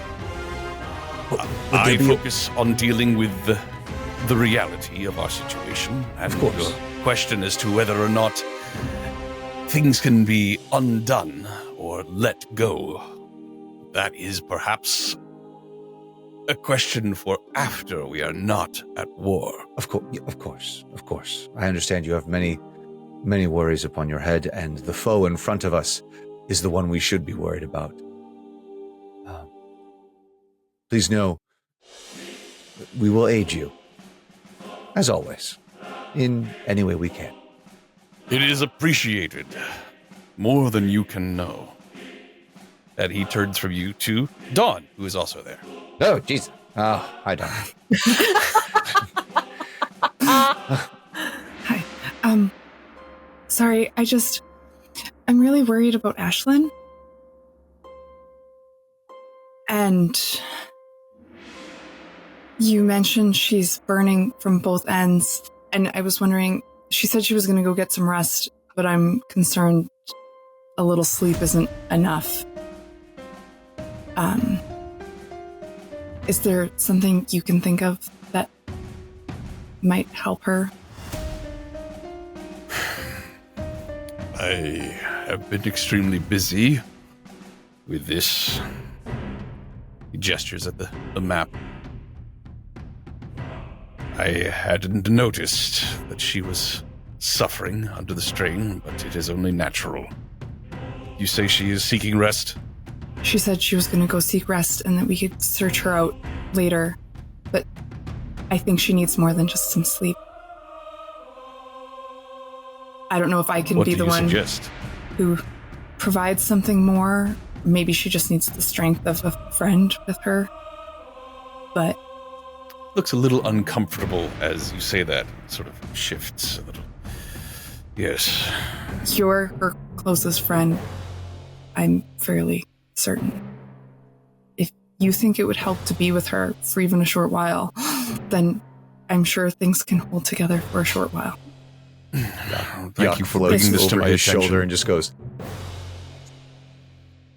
This is a this is a marathon, not a sprint. Thank you for bringing this to my attention. I will see what I can do. But if she has requested that she see you privately, then I suggest you take her up on it. That is an honor that is afforded to few people. And we will. But she requested that we do it after she had time to rest, which is Good. what she's doing now. So Excellent. if you wanted to see her, now would be the time to do it. I am far too busy at the moment, I'm afraid. But later.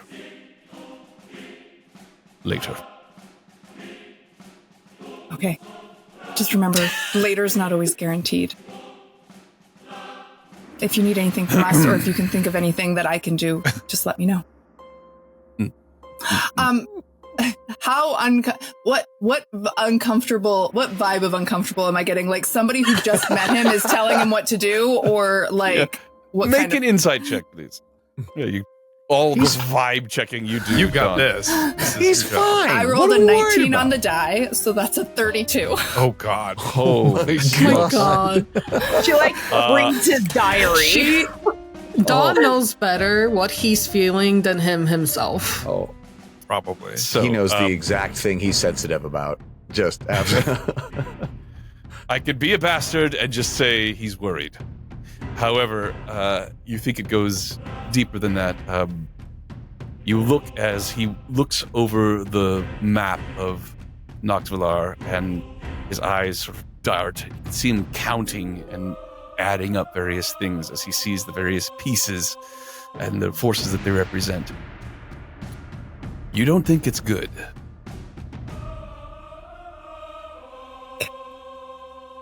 Okay.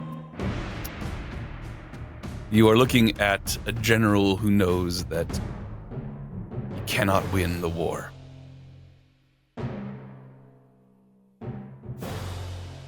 Great.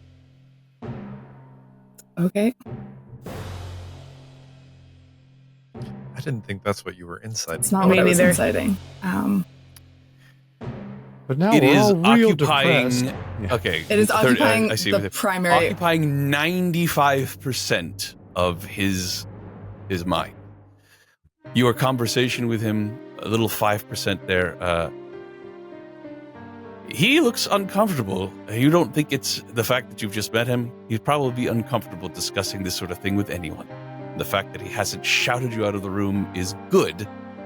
Means he's taken your advice seriously. Whether or not he'll be able to do anything given everything else that's going on, you're not sure. Okay. So, I'm not going to push it further than that. All right. I will leave it be. Because coming to terms with your own feelings can be difficult.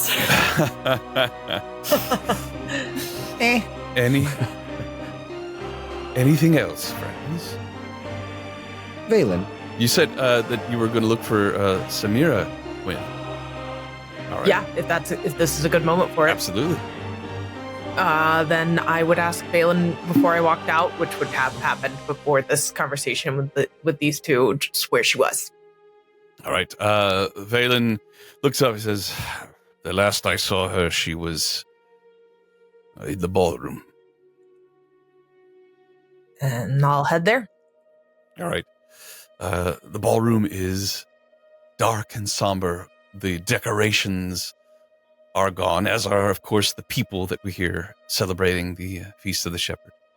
First, you think there's nobody in here, but then in a dark corner, you see a shape that seems to be rocking back and forth.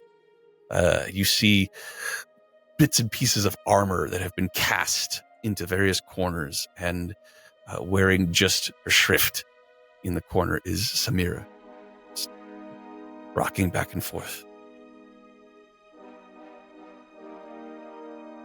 I heard what happened. It was so beautiful. It felt so good. We couldn't leave. I knew he had to. He couldn't leave. It denied our request, but then it invited us to stay. But I didn't. I left. I'm so sorry I left. I want to go back. But I Were you the can't. only one who left? No.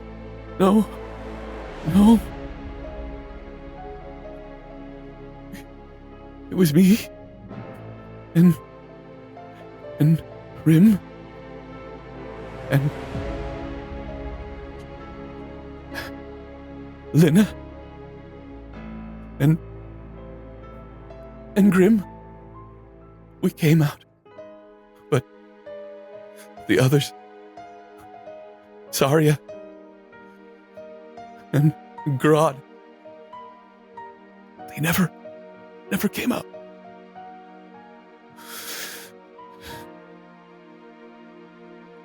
And Johann said that we had to leave them, that there was no hope. He couldn't go in with us. He was very sad. And we made it out, and then we were attacked. And everything is breaking. Everything is breaking. We failed. And everything is going to end here. Horribly. No. It's going to be a little harder now. But it's not over. My group was able to succeed in our task. We bought us some time.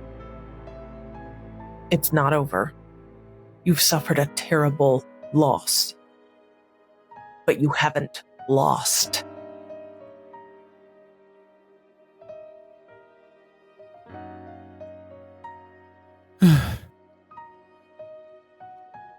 Make a persuasion check for me, Win.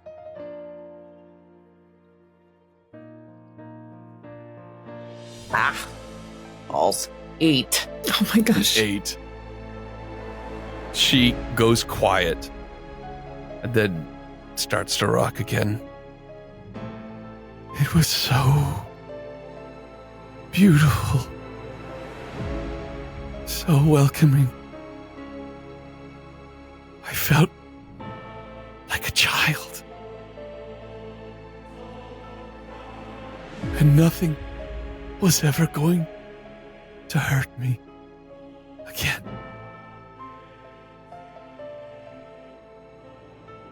I want to go back. I want to go back. I want to go back. She just says it over and over again, rocking. Win will get her a glass of water, put it next to her, and recognize a fellow warrior, shell-shooken, and give her some space. DM, am I understanding it was kind of like a Buffy in Heaven thing where it was so beautiful that being cast out is torturous? Yes, similar to that.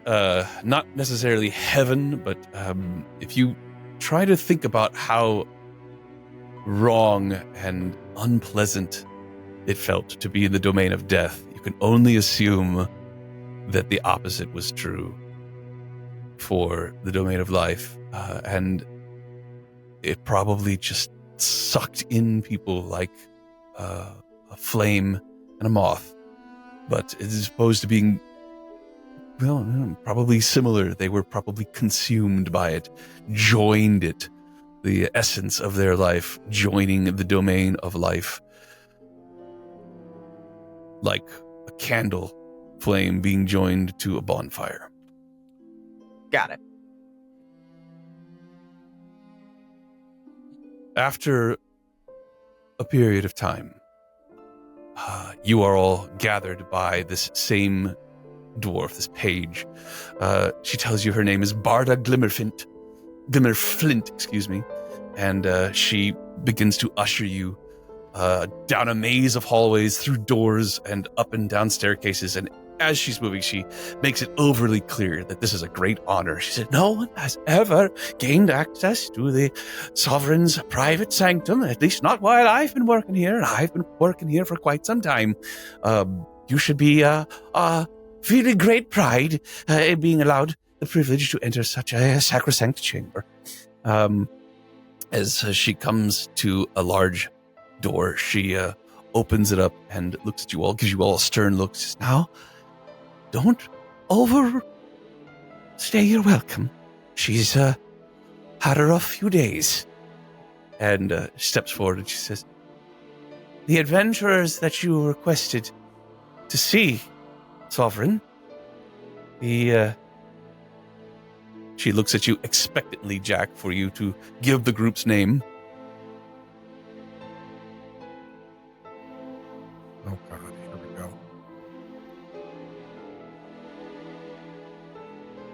Oh, the group name. Oh,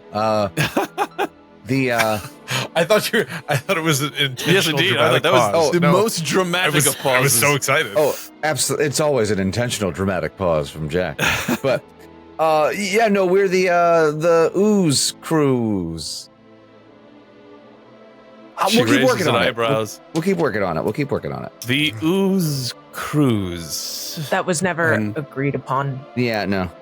So she bows and then moves out of the room. This chamber is much more modest in scale than the rest of the Onyx Requiem, just big enough to feel stately, but not so large as to be impractical. And its nature is obviously that of a private, yet intimate sanctum for the sovereign. The sanctum is, however, in utter disarray. There are stacks of books scattered all over the floors, and upon this beautiful granite desk, which is piled high with stacks of old parchment and also small plates of half-eaten food. Behind it sits Ashlyn, unmoving, her forehead resting on the desk next to a pile of untouched scones. With a deep sigh, she sits up and she manages a small smile, and the side of her face is red and smudged with a little bit of ink from where she was clearly sleeping for just a moment, and she blinks and looks at you all and says, I think I have a plan. Sort of.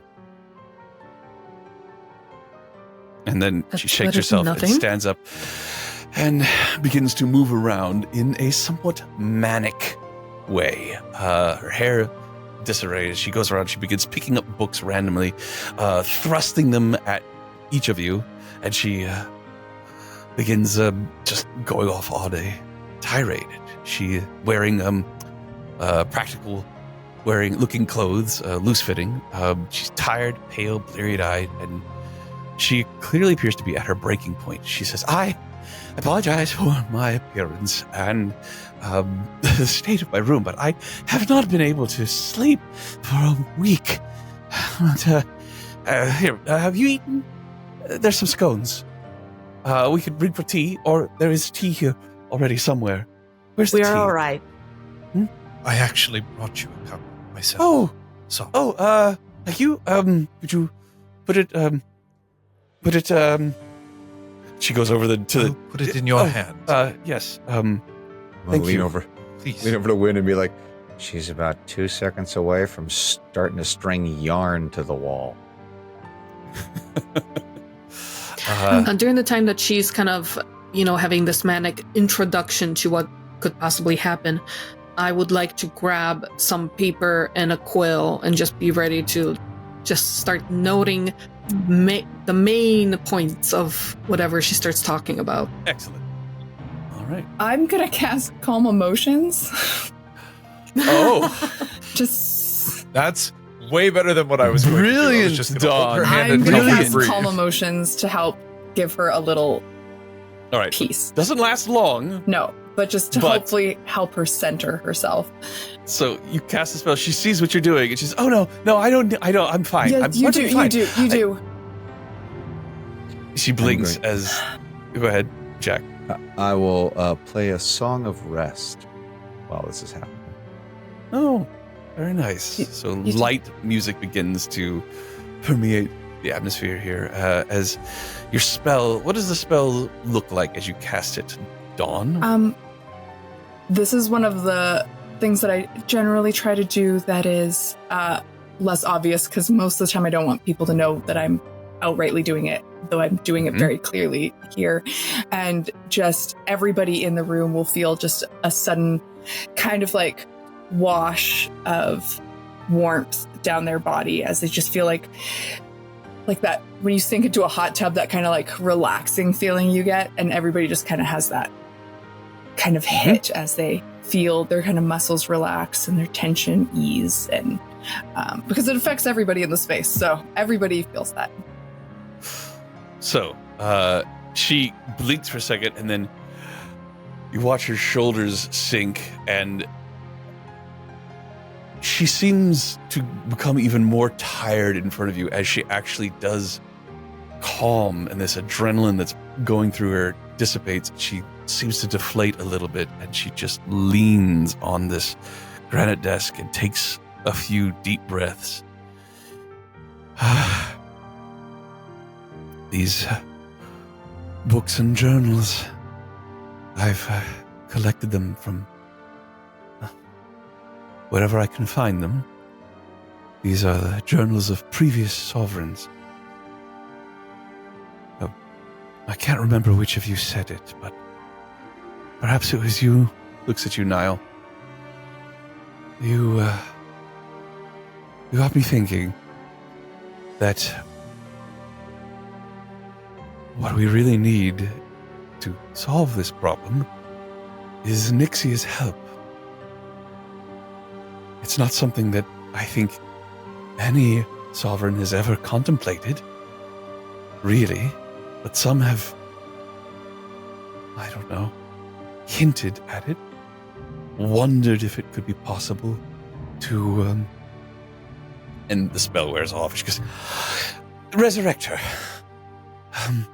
After all, her death was only meant to be a temporary thing, as you know, a sacrifice to spawn this Sunless Crossing. And the deities, all of them, every single one, across the board, all the ones that she made this deal with, ancient deal, they've forgotten that the agreement that she was supposed to be returned to glory once a better way to fuel Sunless Crossing was found, once a better way to deal with the souls that, as they come, they wait for resurrection. Wait for resurrection.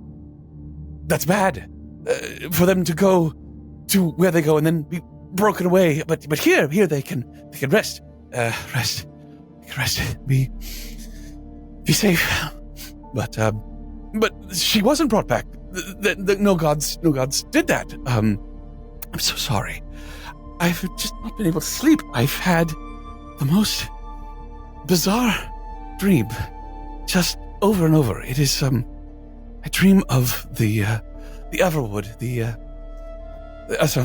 Etherwood, the tree that's in the middle of Noxvillar. I just can't stop having these intense dreams. Anyway,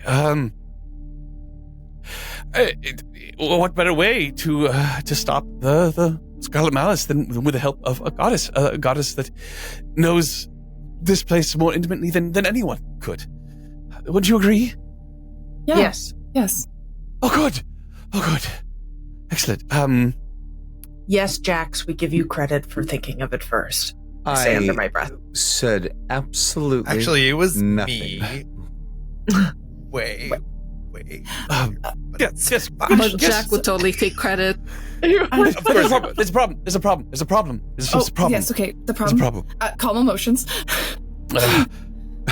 Cast it again? Yeah. Oh, give me another hit of that. Yeah. No.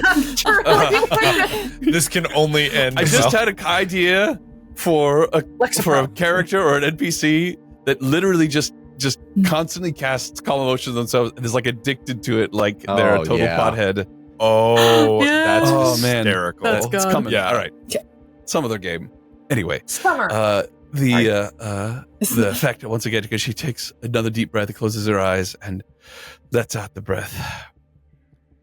Even with the combined knowledge of all of these past sovereigns and what abilities I have, I do not possess the divine power necessary to conduct such a miracle. Which is where I think, once again, I must ask for your aid. Because there is power here in the road to eternity. So many highly skilled and powerful representatives of the deities that have all the temples, all of them, here in the road to eternity. They have the ear and the essence of the gods that they serve, and they must be persuaded to pass along that essence to you. Divine boons, which you can then use to help me resurrect Nixia. I think that's an excellent plan. You do? Yeah, and we'll help whatever way we can. I do. We'll do it. Where is Majin right now? Thought he was with you. I want to have... They wandered off after we went to meet I up think with we might need Valen. to have a word with them. Well, if they can provide a divine boon, then wonderful. But the divine boons that I'm thinking of are most definitely in the road to eternity. They will need... No, I don't think they can provide a divine boon. I think that they can stop you from having calamitous sleep. Uh-oh. And I wonder if he's not involved. Make an insight check. Oh, okay. Let's see. I'm That's a 15. Not bad. For a +0. I mean, if she's been having trouble with these dreams and sleeping for a week, that does coincide with the first appearance of Majin here in the Sunless Crossing. Mm-hmm. She takes another deep breath. She says, there's no guarantee that it's going to work. There's quite a lot to do, and a very, very complicated ritual. But I think I could do it. But I don't know if it's going to work, and I don't want to tell anyone until I do know. So when you speak to the various priests that run the temples, don't tell them what I plan, and don't tell any of the godless monarchy either. Keep it a secret. Are you going to tell Valen? You need to be able to lean on somebody, and you're sending us off. You need to have somebody here who knows what your plan is that you can lean on. No. You're just knowing that you are on helping me with this. That will be enough. I'm sure that. But you have no idea. I've already it's such a huge weight off my chest, knowing that you think it's a good plan and that you are going to help. The tea is fantastic, by the way. Thank you. You're welcome, Ashlyn. Try this. And I'm going to give her my ring of mind shield. I was gonna ask you. Oh, Smart. Interesting. She looks at the ring and looks at it curiously. She says, What? Why? It is a ring of mind shielding. I don't know if it's powerful enough to stop whatever is infecting your dream state, but it certainly can't hurt. This was a gift from somebody I cared about very deeply, and if it would bring you any sort of peace, it's better in your hands than it is in mine. Please. Oh, very well. She looks at it and says, I will try attuning to it later. At the moment, I am full up, as it were, with items I need to help me with my duties, but I will use it, I promise. Thank you. But I will need each of you to acquire a boon. We need as many as we can, and I don't think that the deities will be willing to share boons with multiple other deities. So each of you must choose one and hopefully secure it. You must secure 5. With 5, I think we can do it. Great. One for Five. for each of us. Very well. Yes. Thank you. Accountant. Yeah, I count 5. There are 5 of us. I'm gonna put Ah!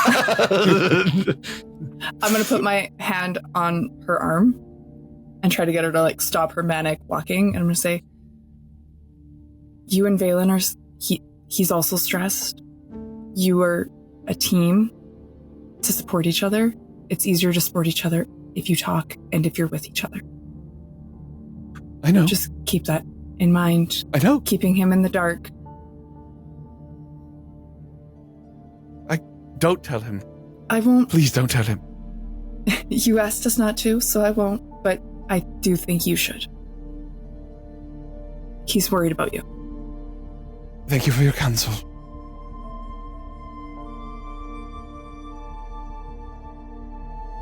Is there anything we Quickly, can as fast as you can. Okay. You could get somebody 5 to boons. cast feign death on you to maybe give you an hour sleep while we're There's gone. too much to do. Oh, Too much to do. Thank you, though. And she rings a little bell, and the little dwarven woman comes in and says, all right, that's enough. Out you go. So, Yeah. such an honor to be meeting with the sovereign in this way. But it's time to be on your way now. Mm-hmm. And Thank you, Ashlyn. thank you for Oop. showing us. she nods and looks up from another stack of papers and looks at you and says, yes. Good luck. As you leave her private sanctum. TM, And, oh, yes? have we noticed Barda before this moment? You haven't? She wouldn't necessarily be somebody that you would notice, given that she seems to be Ashlyn's personal attendant. Mm. But, no, you have not. However, she's very effective at ushering you out of Ashlyn's study and leading you back through the labyrinthine halls and to the main hall of the Onyx Requiem. I want to insight And check Barda. Go for it. Okay.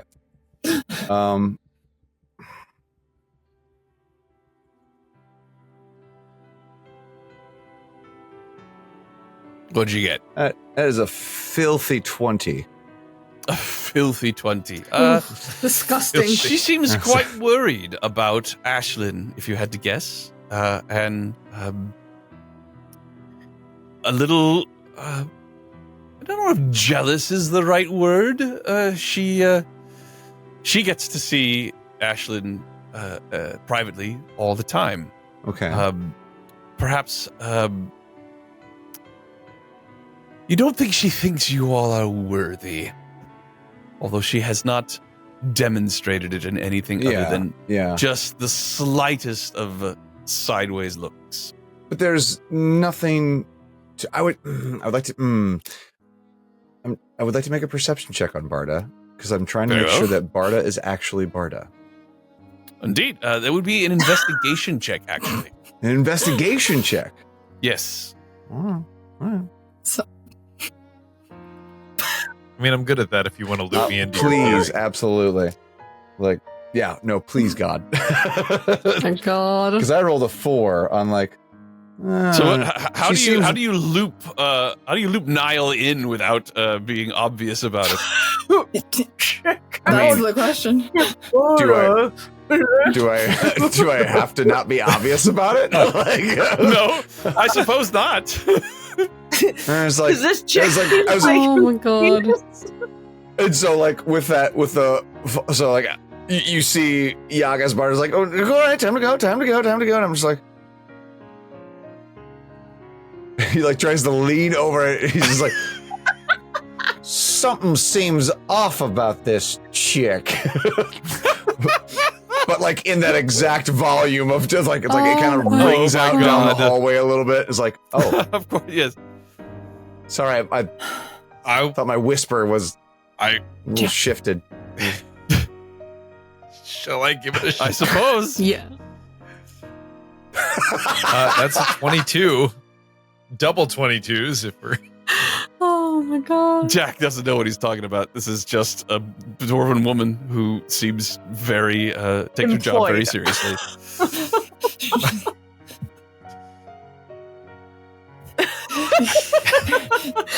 Oh my god.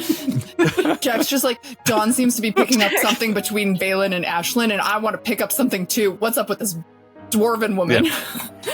Barda looks at you and says, off you go. Sorry about him. Thank you. I'm on to you. Grab Jack by the back of the shirt and pull him along. Into the backpack. This would seem to be an appropriate time to end our session for this evening.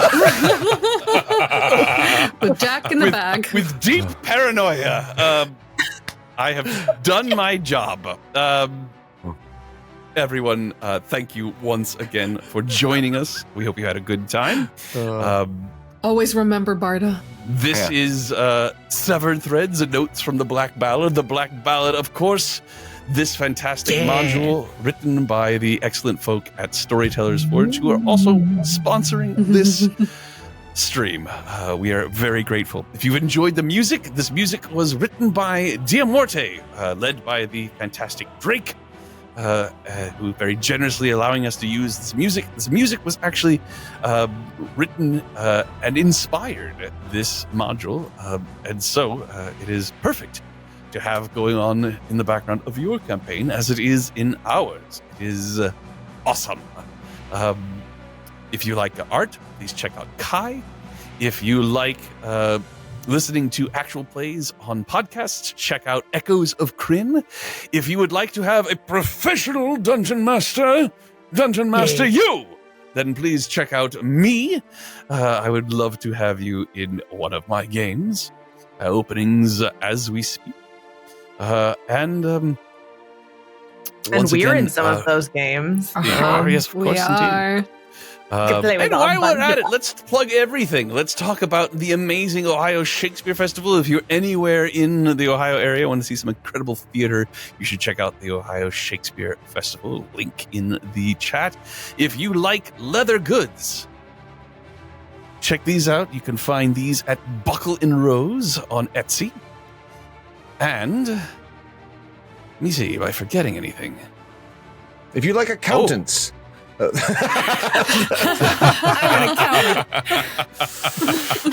accountant. Yes, there's several of us who occasionally appear on stage. If you would like to know more, then again, check out the links in the chat. Perhaps you could see us when we're not dressed like crazy undead goblin ghouly things. This is how we dress for accounting. This is how we always do this. That's an accounting firm that I would like amazing. to hire. Yeah, seriously. 100%. Take my money. Exactly. Take my numbers. My friends, it is time to say goodbye. And so I shall say goodbye. See you next time. Bye.